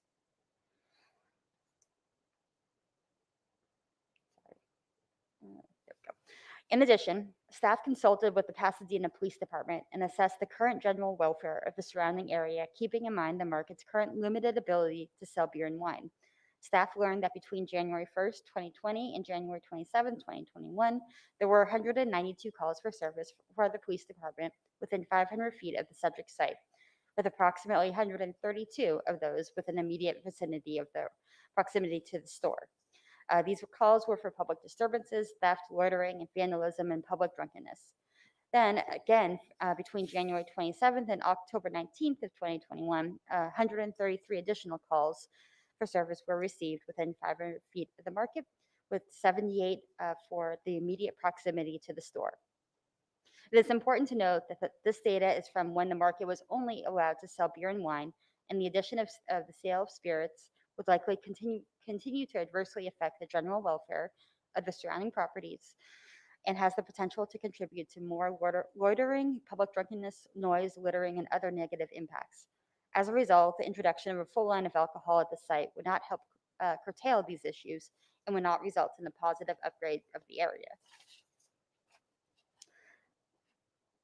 In addition, as there currently is an undue concentration of liquor license for off-site sales in the census tract, ABC required staff to consider finding a public convenience or necessity. Staff was not able to make the 5 required findings in the affirmative, as the business is not a unique business and would not be an upgrade to the community. In staff's review, it was determined that there was no evidence provided to support a substantial net employment gain or increase in business taxes. The approval would not create a unique business addition, as there is an undue concentration of other retail land uses with alcohol sales for offsite consumption, and offering a convenient option for the purchase of alcohol does not create a unique business addition. Approval would negatively impact the general welfare of the surrounding property owners, and goals and policies of the general plan land use do not support this finding. Furthermore, approval would likely exacerbate the existing overconcentration by intensifying the availability of distilled spirits and would not curtail these negative impacts into the community. As a result, while the appellant is correct that there is no overall net gain of licenses in the census tract if the request is approved, and the addition may allow for a one-stop shopping experience at the market, staff is unable to make all the necessary findings in the affirmative, including the required finding of public convenience or necessity. It is staff's assessment that the full sale of alcohol for off-site consumption at the site would negatively impact the general welfare of the community, would result in an undesirable concentration of premises that sell alcohol, would aggravate existing alcohol-related problems, and that the finding of public convenience or necessity cannot be made because the request is not for a unique business and would not be an upgrade to the surrounding area. Therefore, staff recommends disapproval of the request to allow for the off-site sale of a full line of alcoholic beverages in conjunction with the operation of an existing grocery store. In conclusion, staff recommends that the City Council adopt the environmental determination that the project is exempt from environmental review pursuant to the guidelines of CEQA Section 15270A, projects which are disapproved, and disapprove conditional use permit number 6816 with the specific findings in attachment A. That concludes my presentation, and I'm available for any questions. Thank you. Very thorough presentation. What we're looking at is essentially a market that sells beer and wine next to a liquor store that is a Type 21 license that sells full service alcohol in a neighborhood that many of us are very familiar with at Allen and Villa, immediately adjacent to single family residential neighborhoods and other residences. And then, of course, we have the issue of overconcentration, and that issue is clearly outlined. So let's start with Mr. Kennedy. Thank you, Mayor. I'd ask staff to turn to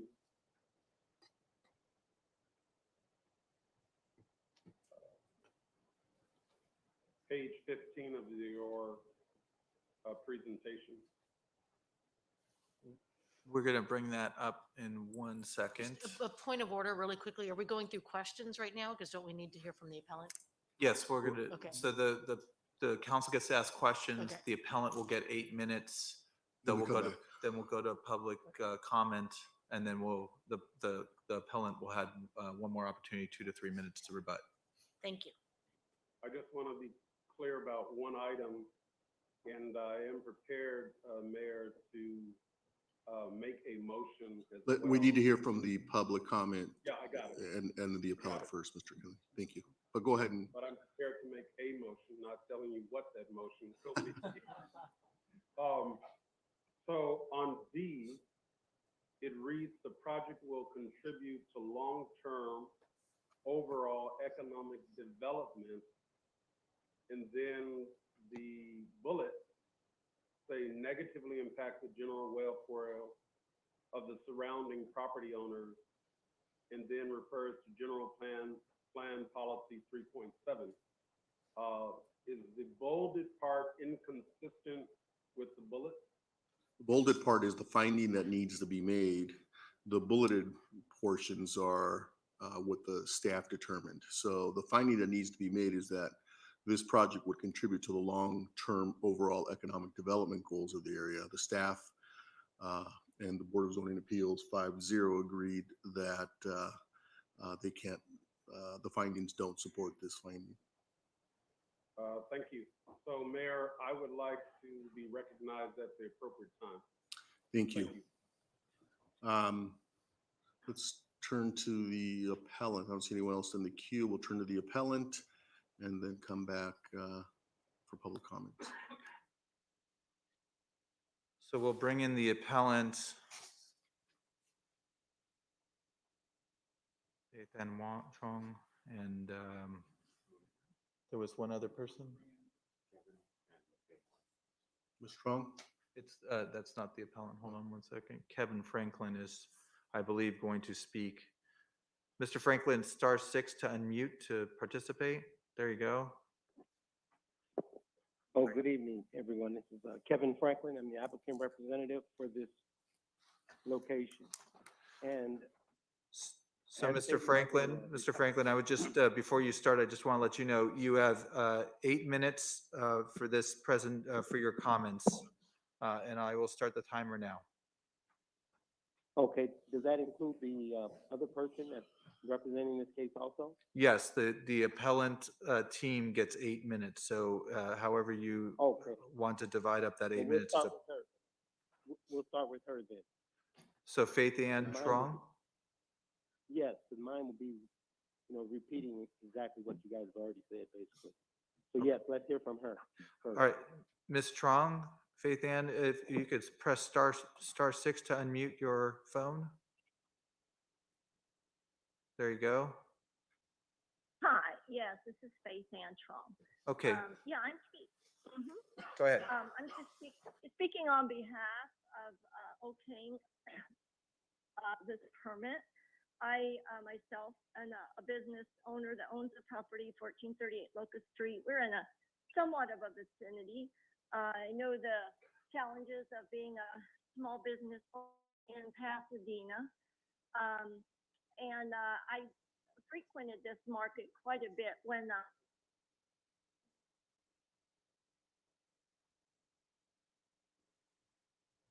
Ms. Strong?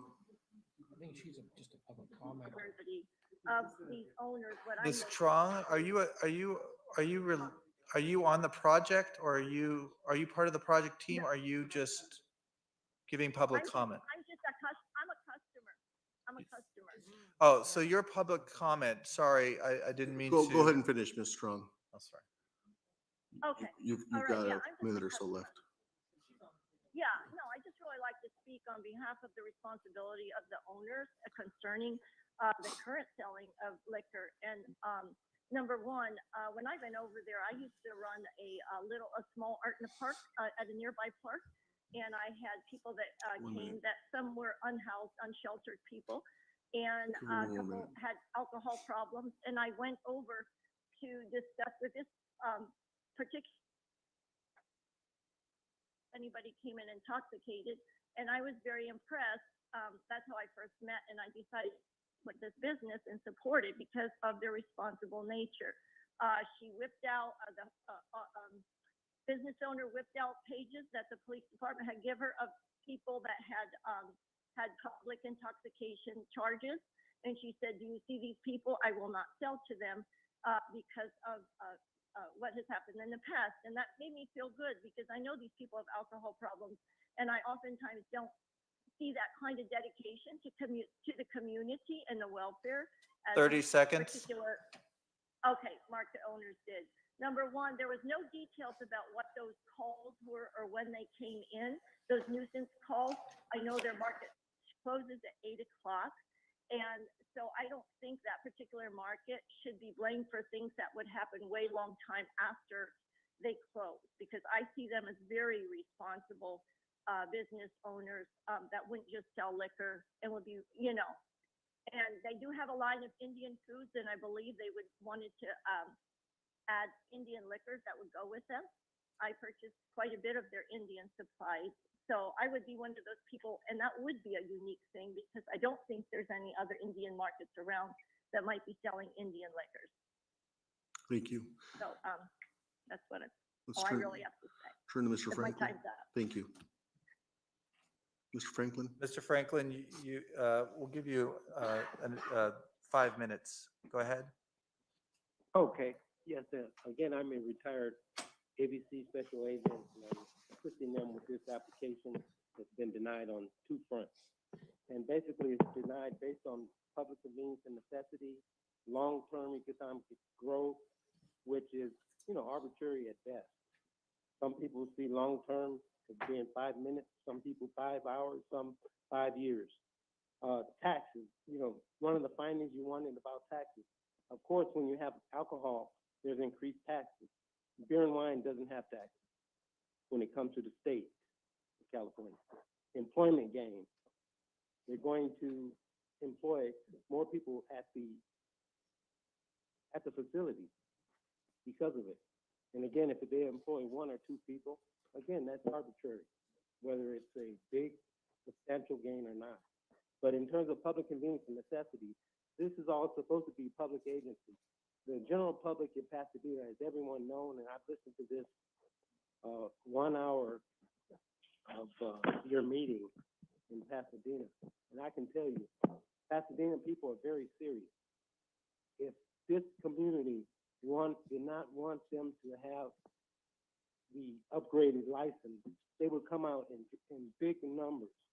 No one, not one opposition. The ABC is a pending approval.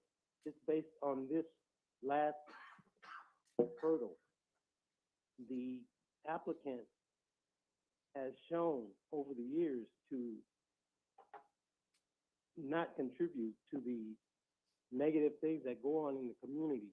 Those stats have been the same. If you look at those stats for probably the last 8 to 10 years in that same general area, and it's not going to change.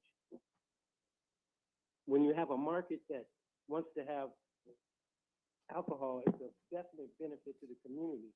And again, people of Pasadena are not going to stand by and let another establishment come in that may degrade their property values or hurt the community at all.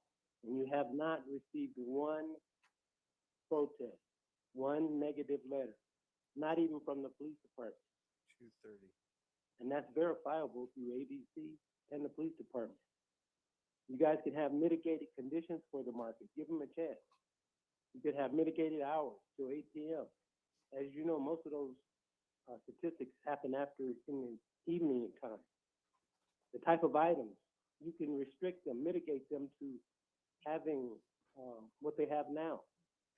Vegetables, meat, everything that everyone wants in a small market.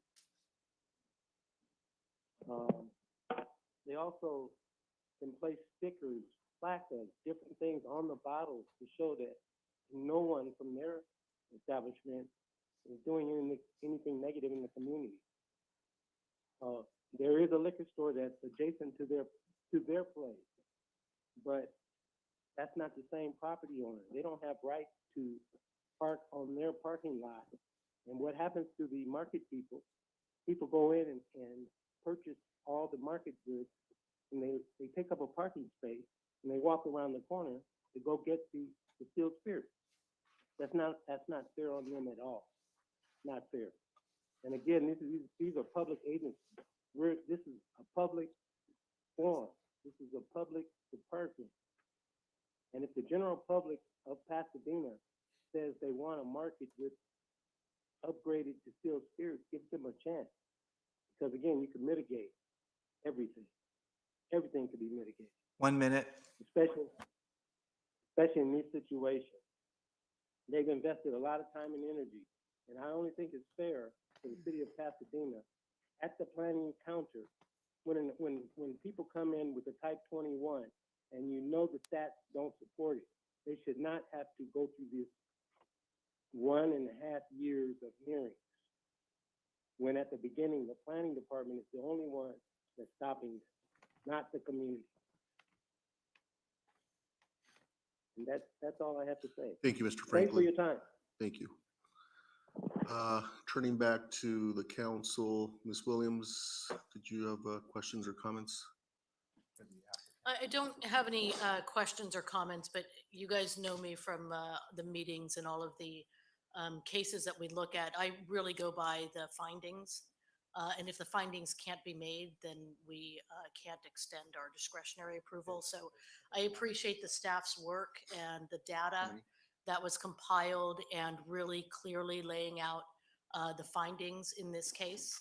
I appreciate the Board of Zoning Appeals work. It's very difficult work, but they also outlined what the findings were here.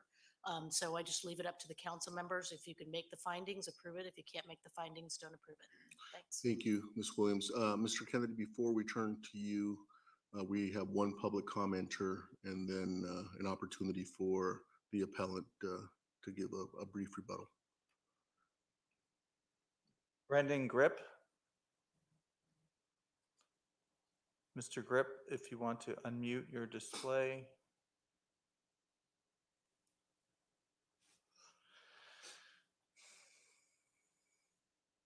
Mr. Grip, are you able to unmute? Yes, hello? Hey, can everyone hear me? Yes, you can. Go ahead, 3 minutes. Excellent. Thank you so much for your time. We're just wondering, has anyone on the council actually been to Linda Rosa Market? Maybe Councilwoman Williams, have you been, considering this is in your district?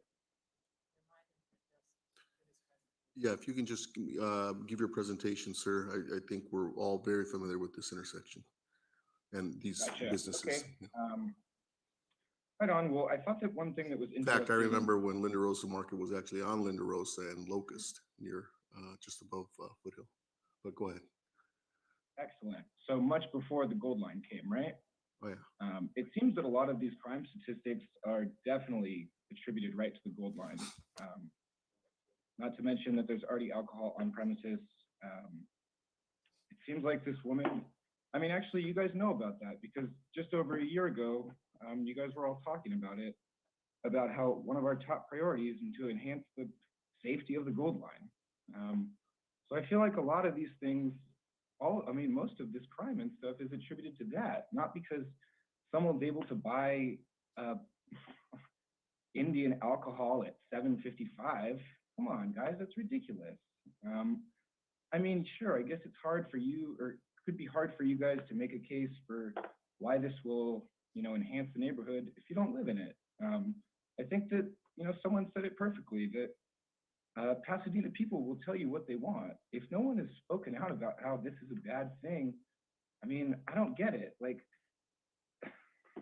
it doesn't make sense, guys. Like, really, what is the problem? Especially Congresswoman Williams, like, you have a degree, you have a master's in urban planning.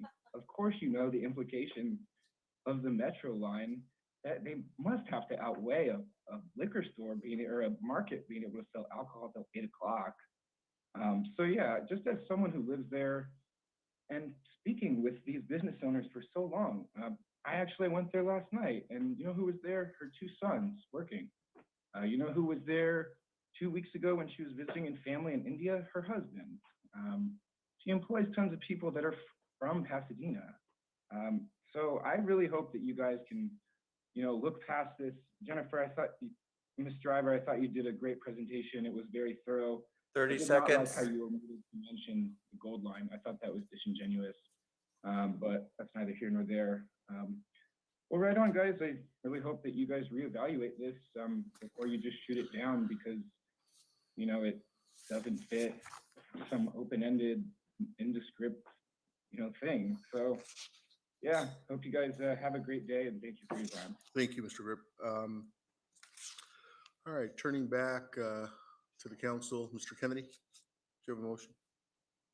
I would move to close the public hearing. Roll call. Second on the, I'll second. okay, closing of the public hearing. Okay. Councilmember Hampton to close the public hearing. Yes. Councilmember Kennedy, Yes. Councilmember Madison, Yes. Councilmember Masuda, Yes. Councilmember Rivas, Yes. Councilmember Williams, Yes. Vice Mayor Wilson, Yes. Mayor Gordo. Yes, The public hearing is closed. Then, and Mayor, I would like. hold on, Mr. Kennedy, hold on one sec here. Did we lose the appellant for his rebuttal? He had a 1 minute rebuttal, brief rebuttal. Mr. Franklin? Do you have a rebuttal, sir? *6 to unmute.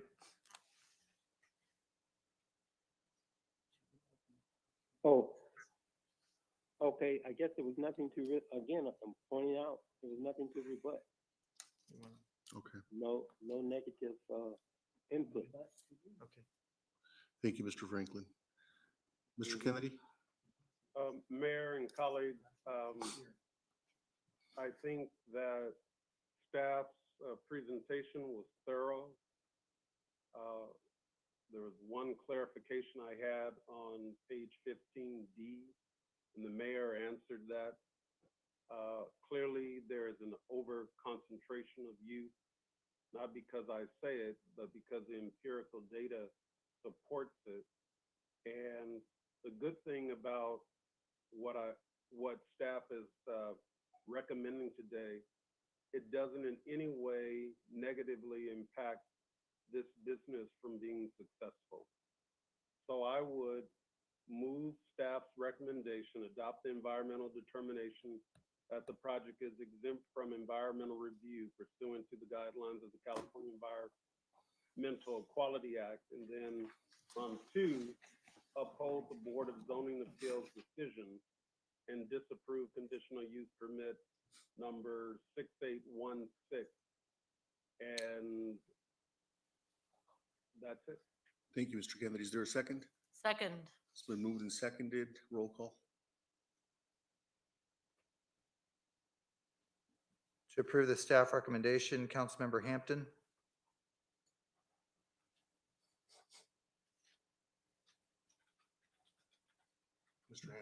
Mr. Hampton, I'll come back to you. Councilmember Kennedy, Yes. Councilmember Madison, Yes.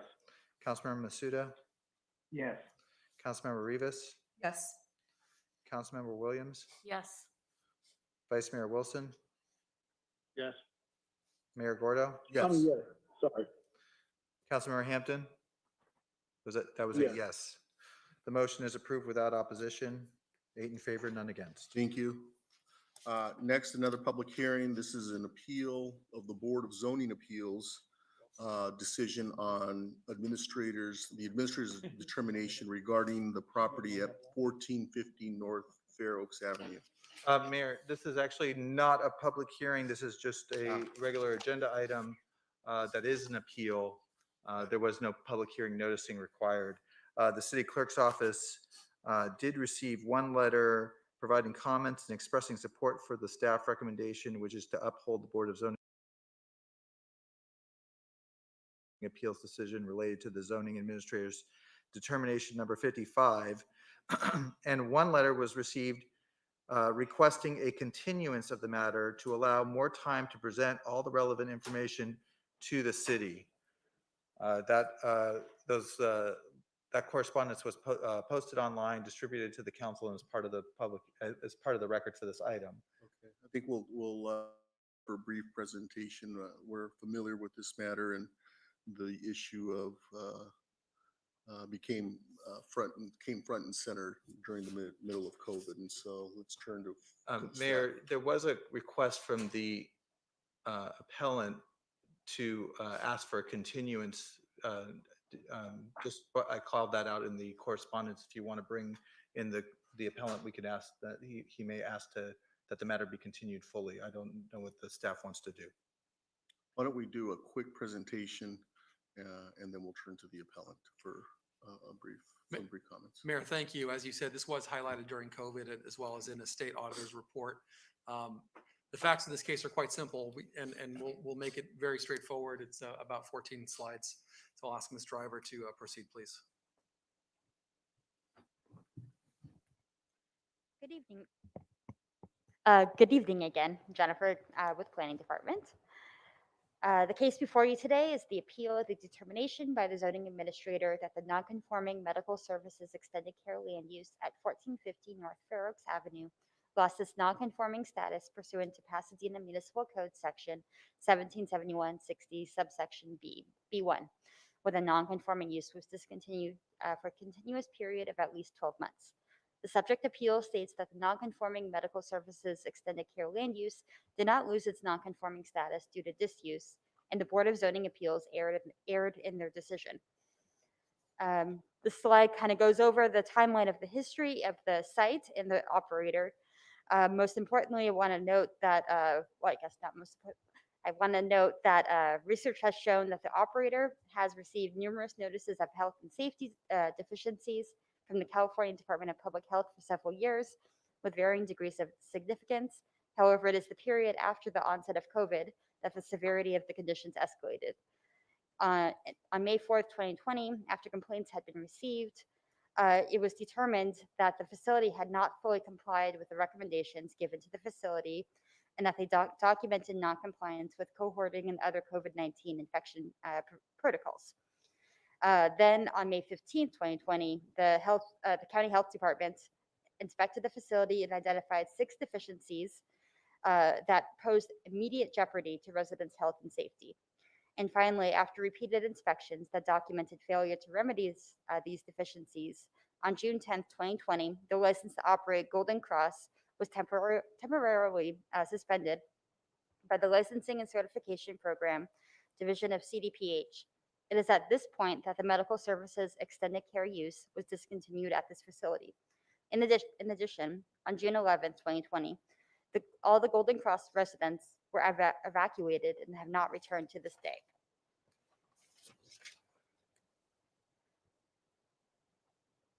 Since the facility's evacuation of the residents, continued investigation of the operations of the facility by the state have occurred.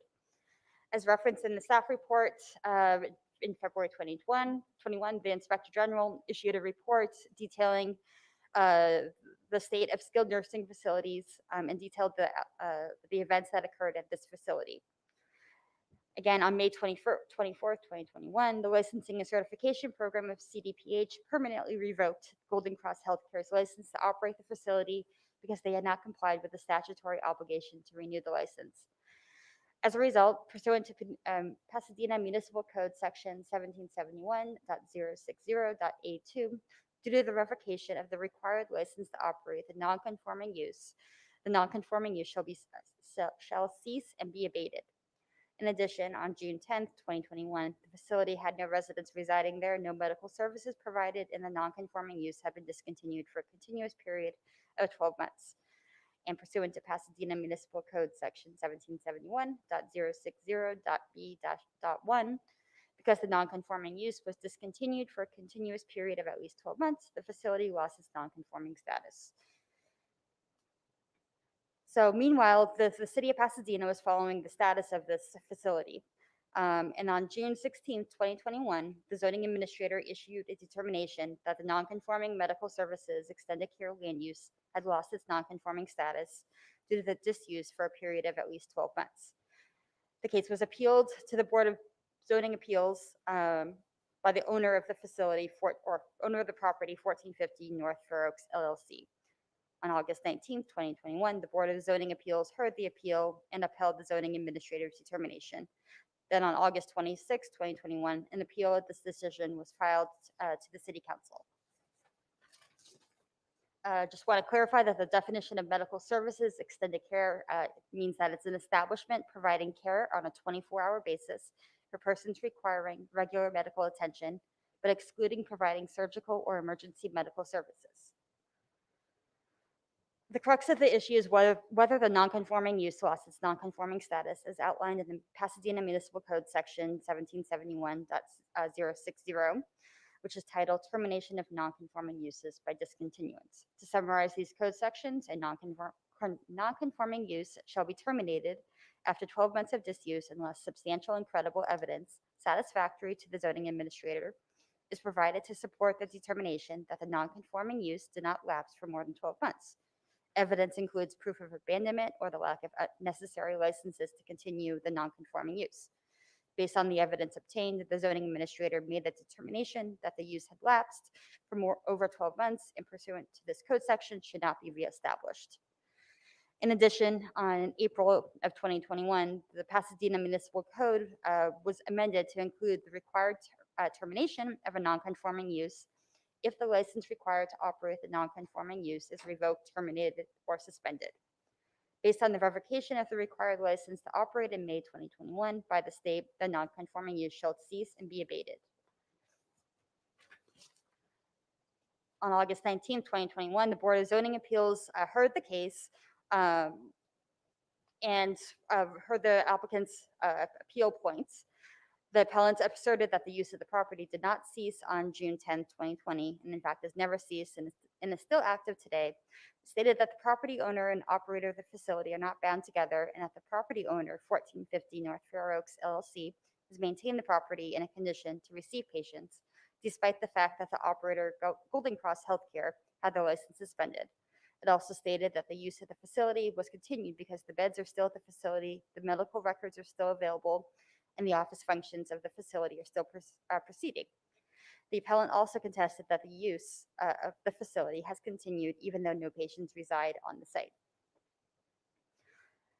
In a letter submitted to the Board of Zoning Appeals, the appellant raised 4 reasons why the Board of Zoning Appeals, why the city erred to the Board of Zoning Appeals. These points are listed here on the slide. I'm not going to go over them. In response, at the Board of Zoning Appeals, staff stated that in order to maintain a nonconforming use, the use itself had to continue at the subject address as described in the land use definition in the zoning code, that it must provide care on a 24-hour basis for persons requiring regular medical attention. And since there were no persons residing on the property to receive such services, this is not possible. In addition, the appellant has not presented any evidence to support the assertions that the actual use as described in the land use definition was in continual operation. As stated, the Board of Zoning Appeals upheld the zoning administrator's determination with a vote of 4-0 by the 4 members present. And in the appeal today, the same 4 points that were raised to the Board of Zoning Appeals were submitted.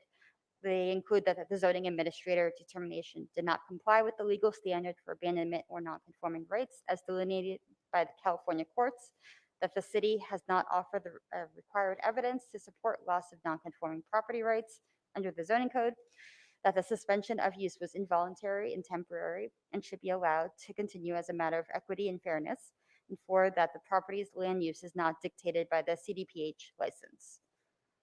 Staff has considered the appeal, the evidence obtained, and determined that the Board of Zoning Appeals determination was correctly made.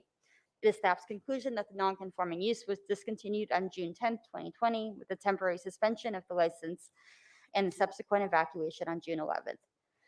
The license to operate the facility was then revoked on May 24th, 21, and staff has confirmed that no residents have resided at the facility since the suspension, and no license or permit to operate the facility has been issued before June 10th, 2021, and no satisfactory evidence was provided by the appellant to support the continuance.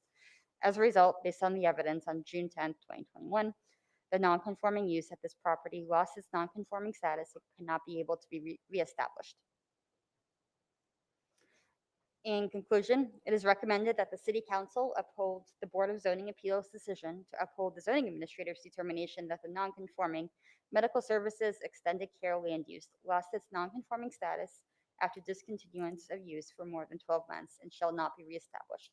That concludes staff's presentation, and I'm available for any questions. Thank you, Ms. Driver. Let's look to first the appellant, and then we'll turn to Mr. Hampton, whose district this is in, and then followed by Vice Mayor Wilson.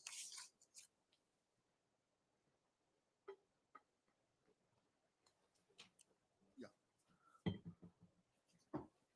This matter has been around for quite some time, but my understanding is the appellant has requested a continuance of the matter. Mr. Harlan?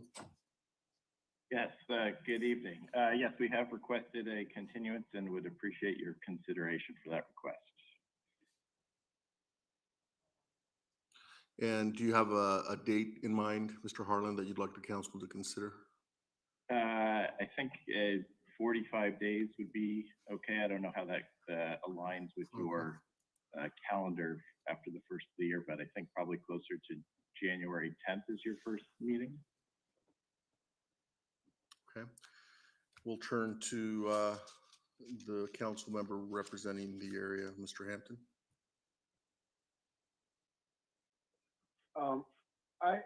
Thank you, Mayor. I just had a couple questions of staff. When this came to Boza the first time, did the appellant have the opportunity to give information, or did they ask for the continuance then?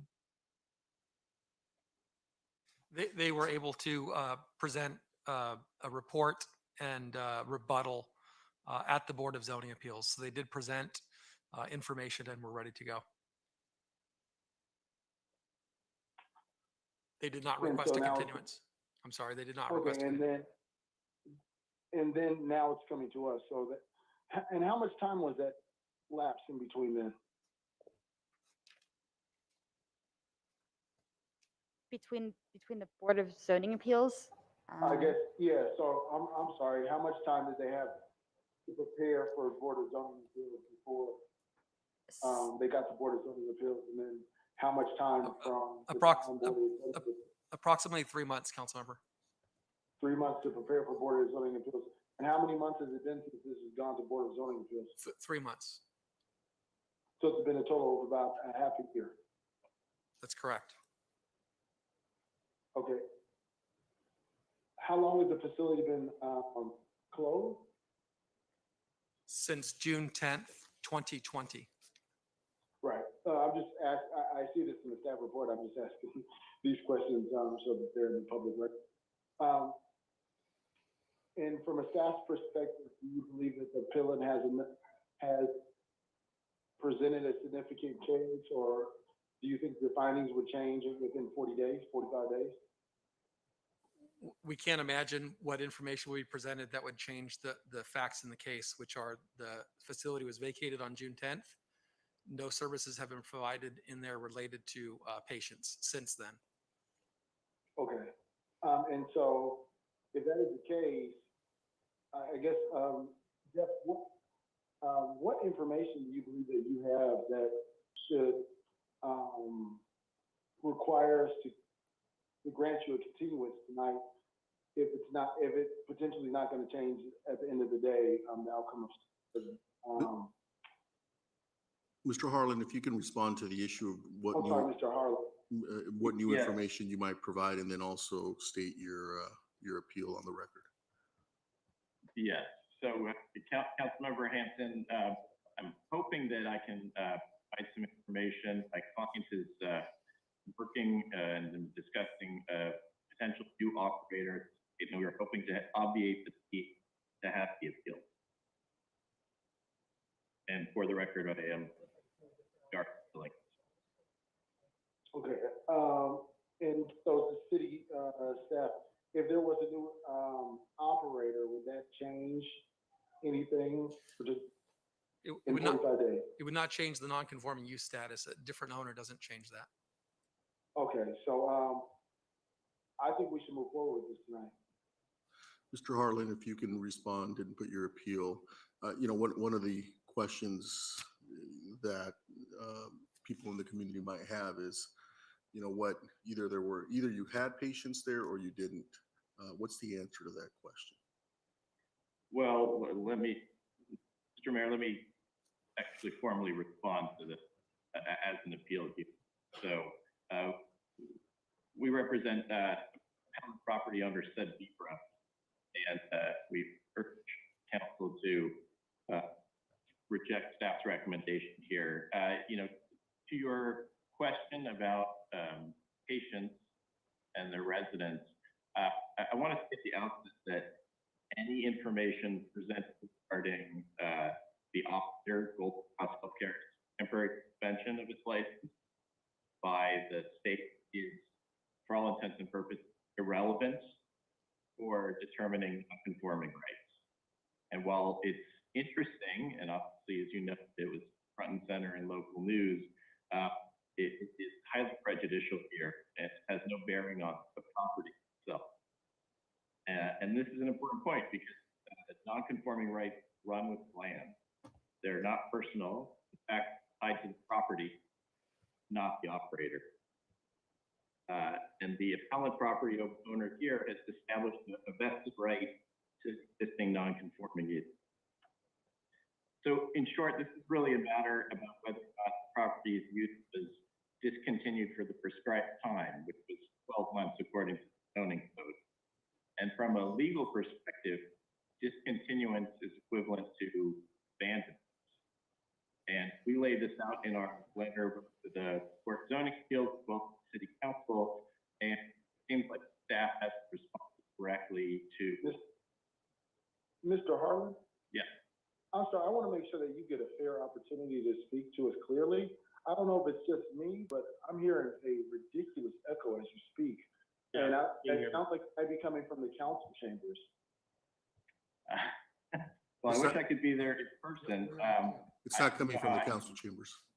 Oh, okay, I don't know. Well, someone has two, someone has two Zooms working at the same time. If anybody on the council has their, Mr. Harlan, if you can just turn on one device, Mr. Harlan. Thank you. I only have one device. Okay, go ahead and continue, Mr. Harlan. So yeah, no, I apologize. I think it was feedback as well. As I was saying, there's a legal standard for what constitutes abandonment of non-conforming rights. That wasn't directly addressed by staff. And it really consists of two concurrent findings made by the one that there's a demonstrated intent to abandon the property, and that has voluntary. And secondly, that there's an overt act showing abandonment, and neither of those conditions are present here. Hey, Jeff, I'm sorry to interrupt. Mark, it's really hard to hear. I noticed there's two meeting hosts from the city council chamber. Is that creating echo? No, that's not. That's the normal setup that we have. I believe. Oh, there's that second meeting host that's not causing it, right? I believe it's the speaker's Zoom connection. Jeff, can you mute yourself for a second and let's just see if it's coming from your end? Sure. Can Is you? anyone else getting echo now? Is there any echo when I'm talking? No. Okay, so I believe it's Mr. Harlan's connection. We could remove him from the meeting and have him reconnect if you want to do that. Well, it's very hard to hear him, and I agree with Councilmember Hampton. We want to make sure he has a fair hearing, and it's important that we hear what he has to say. Would it be easier if I simply call in? Yeah. Yes, let's just have you call in. Okay, I'll do that now. Could you give us the last 4 digits of your phone so that we could recognize you when you call in? Sure, 2904. 2904. All right. We'll go ahead and try that. While we wait for Mr. Harlan to connect, let's go to public comment. There we have two commenters. 2 minutes.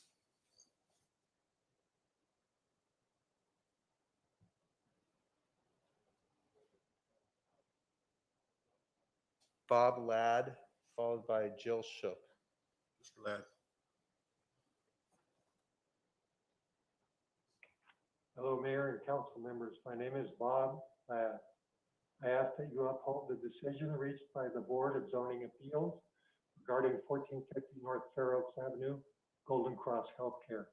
My primary reason is I believe that if the same people operate the nursing home, then the same thing that happened in May and June of 2020 will happen again.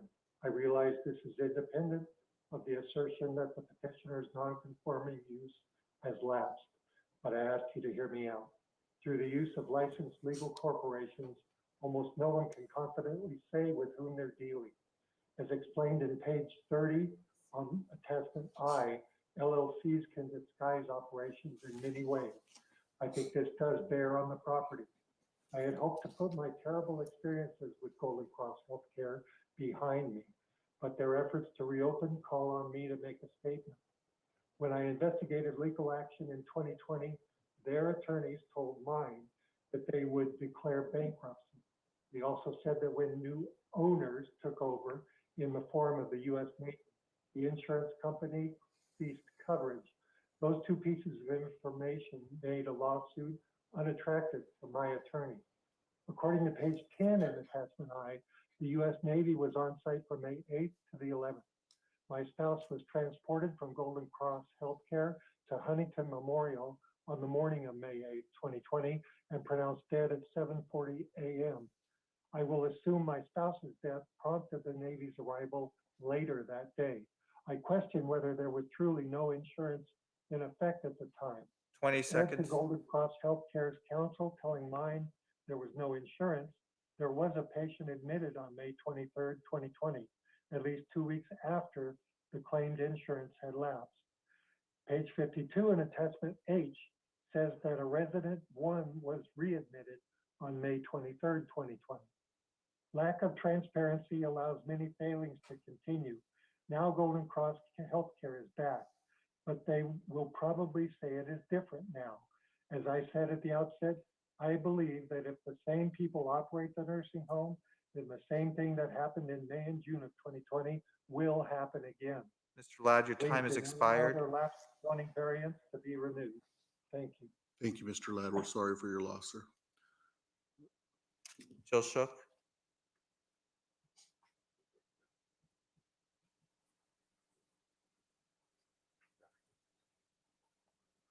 Jill, go ahead. 2 minutes. Yes, thank you. First, I want to say a big thank you to Tyrone for bringing to light the abuses at Golden Cross. I've been involved with many of the churches in that area for years on North Fair Oaks, and so I really appreciate that there was some clear attention given to this area. So I agree with the ending of this use.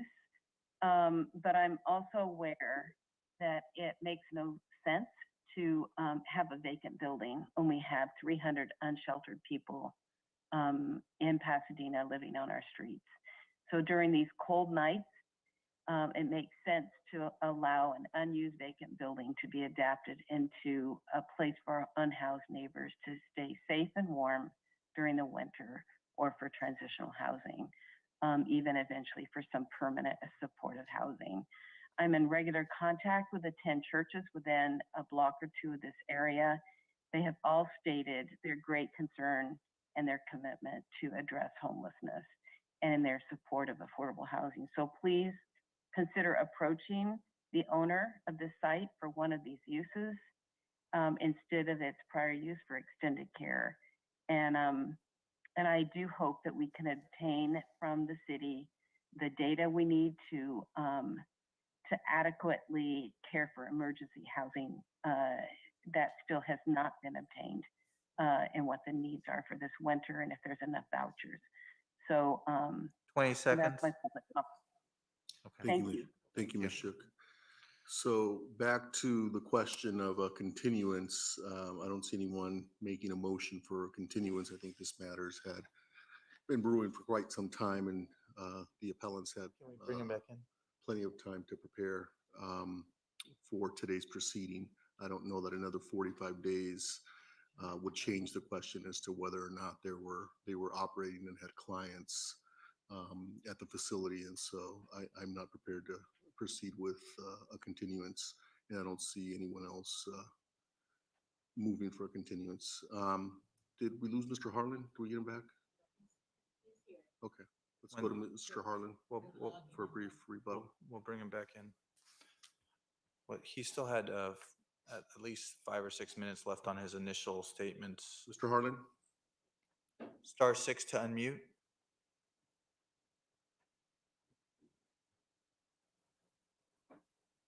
Can you? All right, there you go. Yeah, we can. Okay. Thank you. I apologize for those technical difficulties. So I want to pick up where I left off, which was describing and outlining what the legal requirements were for discontinuance of a non-conforming use. And while I certainly sympathize with the people who either had family members or others who were involved in Golden Cross's operations earlier, as I mentioned, the operator really has no bearing on the real narrow legal issue that we have before us. Obviously, staff seems to think that that's important. There are several exhibits talking about that context, but as it relates to the law, that's really not, again, relevant here. So I want to reiterate what I detailed in our letter, which was simply that the temporary suspension order that was issued by the California Department of Public Health does not constitute a voluntary abandonment. Again, it only relates to the operator, not the property. And in fact, when that was issued, the owner worked with the operator and state to resolve those issues related to the temporary suspension order and to find a suitable replacement operator. And this is standard practice in these kinds of compliance matters. Operators are simply replaced. So this was ultimately a short-term cessation of the skilled nursing use, and the property owner always intended to continue its use. There's no evidence to suggest otherwise. Secondly, there was no overt act, and the city has failed to show any evidence of this. So the owner took affirmative steps to continue the use. Staff remained employed on site. The building was maintained and repaired to accept new residents. Even the State Department of Public Health installed a temporary manager while the owner negotiated with potential new operators and offered replacements to the state. Again, the city has not satisfied the legal requirement to show the owner voluntarily abandoned the property and therefore lost its non-conforming rights. And even the city's own zoning code recognizes the applicable legal standards, as discontinuance is defined as abandonment. And I believe that was even cited in the slides presented by staff. In fact, section 17.71.060.B3 states that the determination of discontinuance, aka abandonment, shall be supported by evidence. And it goes on to identify what some of that evidence might be, such as actual removal of equipment, furniture, machinery, turning off of utilities. All of these are affirmative acts taken by a property owner, and no such acts were taken here.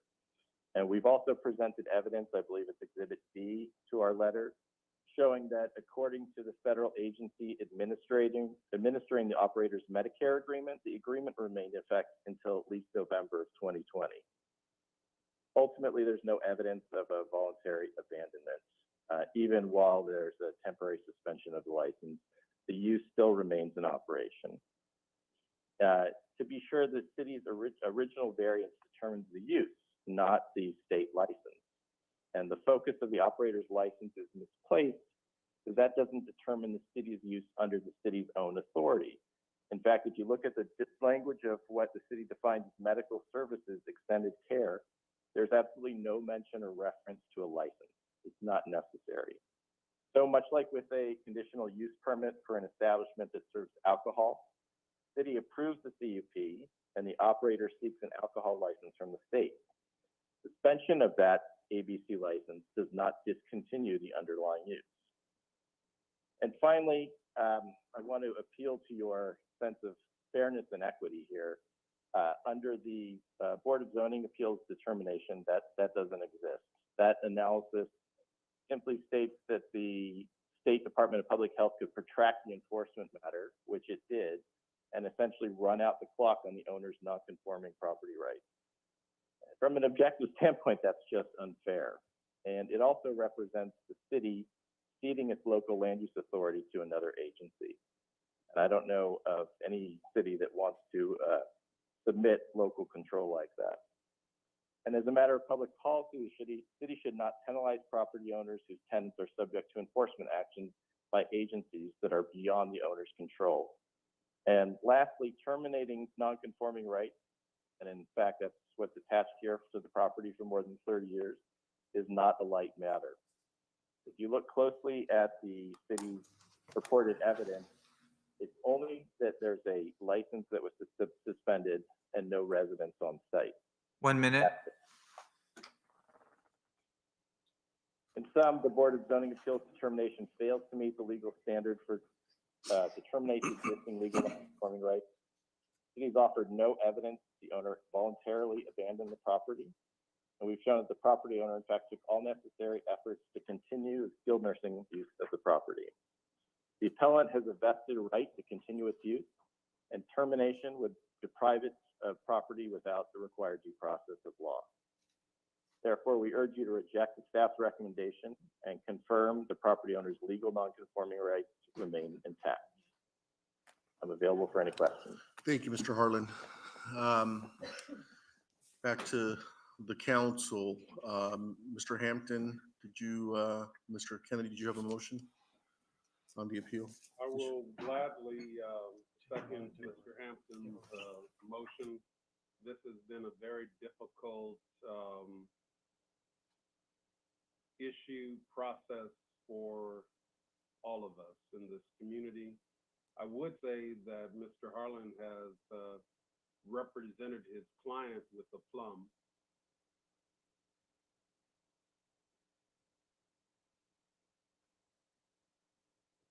Okay, Vice Mayor Wilson.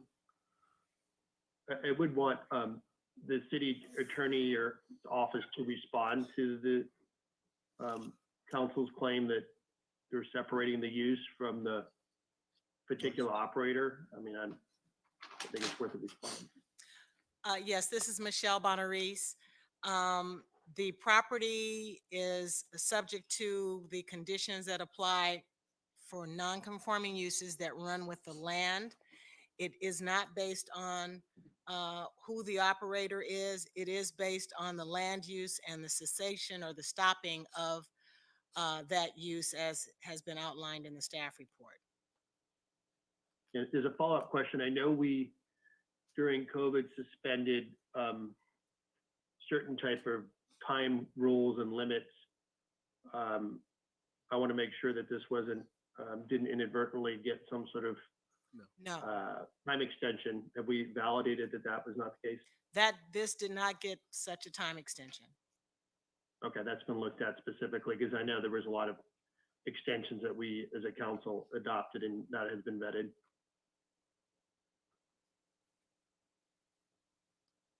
I'm sorry, was it a yes? That's true. It did not apply to this type of okay. Non-conforming use. Thank you very much. I just want to make sure that we're on solid footing here. Thank you. Thank you, Vice Mayor Wilson. Mr. Hampton, did you have a motion? Yes, so move staff's recommendation. Second. Been moved and seconded. I think the legal issues here are clear. There was a cessation, you know, the use does run with the land. It's not a license that's in question here. It's the operations of the property and the lack of operations consistent with the land use, I think lead us to the conclusion that that the legal non-conforming use was suspended for a minimum of 12 months, meeting the requisite standard. So with that, there's a motion and a second, and we'll conduct the roll. To approve the staff recommendation, Councilmember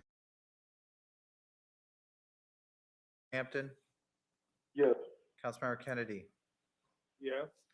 Councilmember Madison, Yes. Councilmember Masuda, Yes. Councilmember Rivas, Yes. Councilmember Williams, Yes. Vice Mayor Wilson, Yes. Mayor Gordo. Yes. The motion is approved without opposition, 8-0. Thank you. Next, we go to item 21 before closed session. We'll have a report on the Central Library and potential seismic upgrades. Thank you, Mayor. Get the PowerPoint going. We have one. Robert, right? Thank you, Mayor. I have a brief presentation, and Michelle Pereira, our Director of Libraries, is with us as well. Tonight's presentation is not to ask the council to take any action. It's really just to provide a status report on where we are with the Central Library and hopefully lay out in very broad terms a plan forward. So let me provide some background. And when we talk about the library, we talk about the Central Library as both an institution as well as an important architectural building in our civic center. So there's these two very important elements at play. So our Central Library has been a very important institution for the city. It delivers many services to our residents, a wide variety of programming and services for nearly 100 years. 2025 will be the 100th anniversary of the Central Library. When the library was open, it hosted countless events and community meetings annually.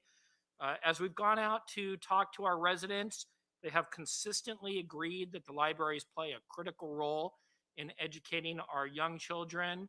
A number of our schools in the PUSD don't have their own libraries, and they rely on the city's libraries to provide that service. And the Central Library is, of course, the major hub of our library system. Sadly, as all of you know, a recent structural assessment of the building discovered that it is an unreinforced masonry building. It is not safe in the event of an earthquake, and that prompted the closure in May, and it will need to remain closed until we can do seismic retrofit and restoration. So stepping back, just to remind our community about the history of our library, back in 1923, the voters approved the construction of the Central Library, City Hall, and the Civic Auditorium. It's these beautiful buildings that frame our civic center. The construction of the Central Library began in May of 1925. And so if anyone's wondering why, in Roman numerals, there's 1925 carved above the front entrance, well, now you know. And it was dedicated on President Lincoln's birthday, February 12th, 1927. That's when it opened. It has been restored. There's been renovations over the years. And in October of 1990, it received the National Preservation Award by the National Trust for Historic Preservation. Here's some pictures early on of the construction of the building. You know, it's really fabulous to see these old photos. And there's the building that we pretty much know today. Over the years, there were additions around the periphery of the building. And so again, the Central Library has been a hub of civic activity ever since it opened. Very proud of our library system. It remains vital. It's not just a place with a bunch of books. Under previous library directors and up to and including Michelle Pereira, who's done a fabulous job, the library provides a variety of services, access to computers, Wi-Fi, high-speed internet, serving members of our community who don't have access to this. We talk about the digital divide. A lot of people assume that everyone has access to the internet, but it's not the case. Many people have to rely on our libraries for this technology. We have an iLab in the Central Library. and it provides the community access to 3D printers, a carving machine. It's a little machine that sort of carves things out of material. It's like a 3D printer, sewing machines. As we moved into the pandemic, a number of our librarians were sewing face coverings for many of us, and I know that many members of the council had those. And of course, the Central Library is a repository of the history of Pasadena. If you have questions about the city, you contact the Municipal Information Service, and they provide you tons of research and information and photos and documents. It's invaluable. Here's some pictures pre-COVID of some of the activities going on at the Central Library. Again, home to many activities. The Donald Wright Auditorium hosted many events, as you can see, speakers and cultural events. Here's some people in the iLab using the equipment. You can see how many people are using the computers. As background, a lot of people aren't really sure how the library is funded. A number of people will recognize that there is a special tax to support the library, but they think that that funds the entire operations of the library. In truth, it only funds about 20% of the operations of the library. The parcel tax was first initiated back in 1993 during a down economic time in order to maintain service levels, and it's since been renewed twice with support in the 80% range. And so tremendous support for the libraries. The current parcel tax, which has been in place or will be in place for a total of 15 years by the time it expires, will sunset in February 2023.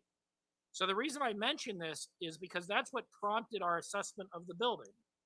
The thought was, if we're going to go to the voters prior to the sunset of the existing parcel tax, let's do a condition assessment of the building and let's see what improvements it might need. There was no sprinkler system in the building. The fire alarm system in the basement is not connected to the fire alarm system in the building above. These are not good things from any sort of building perspective. So it was part of that assessment that it was determined that the building has unreinforced masonry. You have these unreinforced masonry walls that support rather heavy concrete floors and beams. That is a bad combination if there's lateral movement. Unreinforced masonry buildings that are a hazard to life safety because of the potential for collapse, and the library does not meet current standards, and so that's why it was unfortunately deemed unsafe to occupy and closed last May. Here's some pictures of some of the work that was done to do a better assessment. If you look at the picture on the right, it's almost like a terracotta, some of these tiles, and these little darker spots that you see, the one on the right of the doorway about midway, is just that's a hole. There's nothing on the other side of that. And then if you look up, you see the ceiling, it's concrete, the beams, and it's very heavy. And in the event of lateral movement from an earthquake, this will pancake down. In terms of how to keep the library moving forward during the closure, we have over 300,000 items in the collection at the Central Library. So there's no one place that we can put all of that. But there's a number of things that the library can do because the purpose of the library is to make sure that the collection is available and in circulation to our patrons. And so on the agenda tonight, you approved a lease with the Pasadena Unified School District for the use of Jefferson School. Staff greatly appreciates that. That will allow us to move some materials and keep some programming going, probably our children's library over at Jefferson School. Rose Palace is a building that the city owns, and that will be a good place to move large sections of the collection, not having it open to the general public, but having staff work there and then being able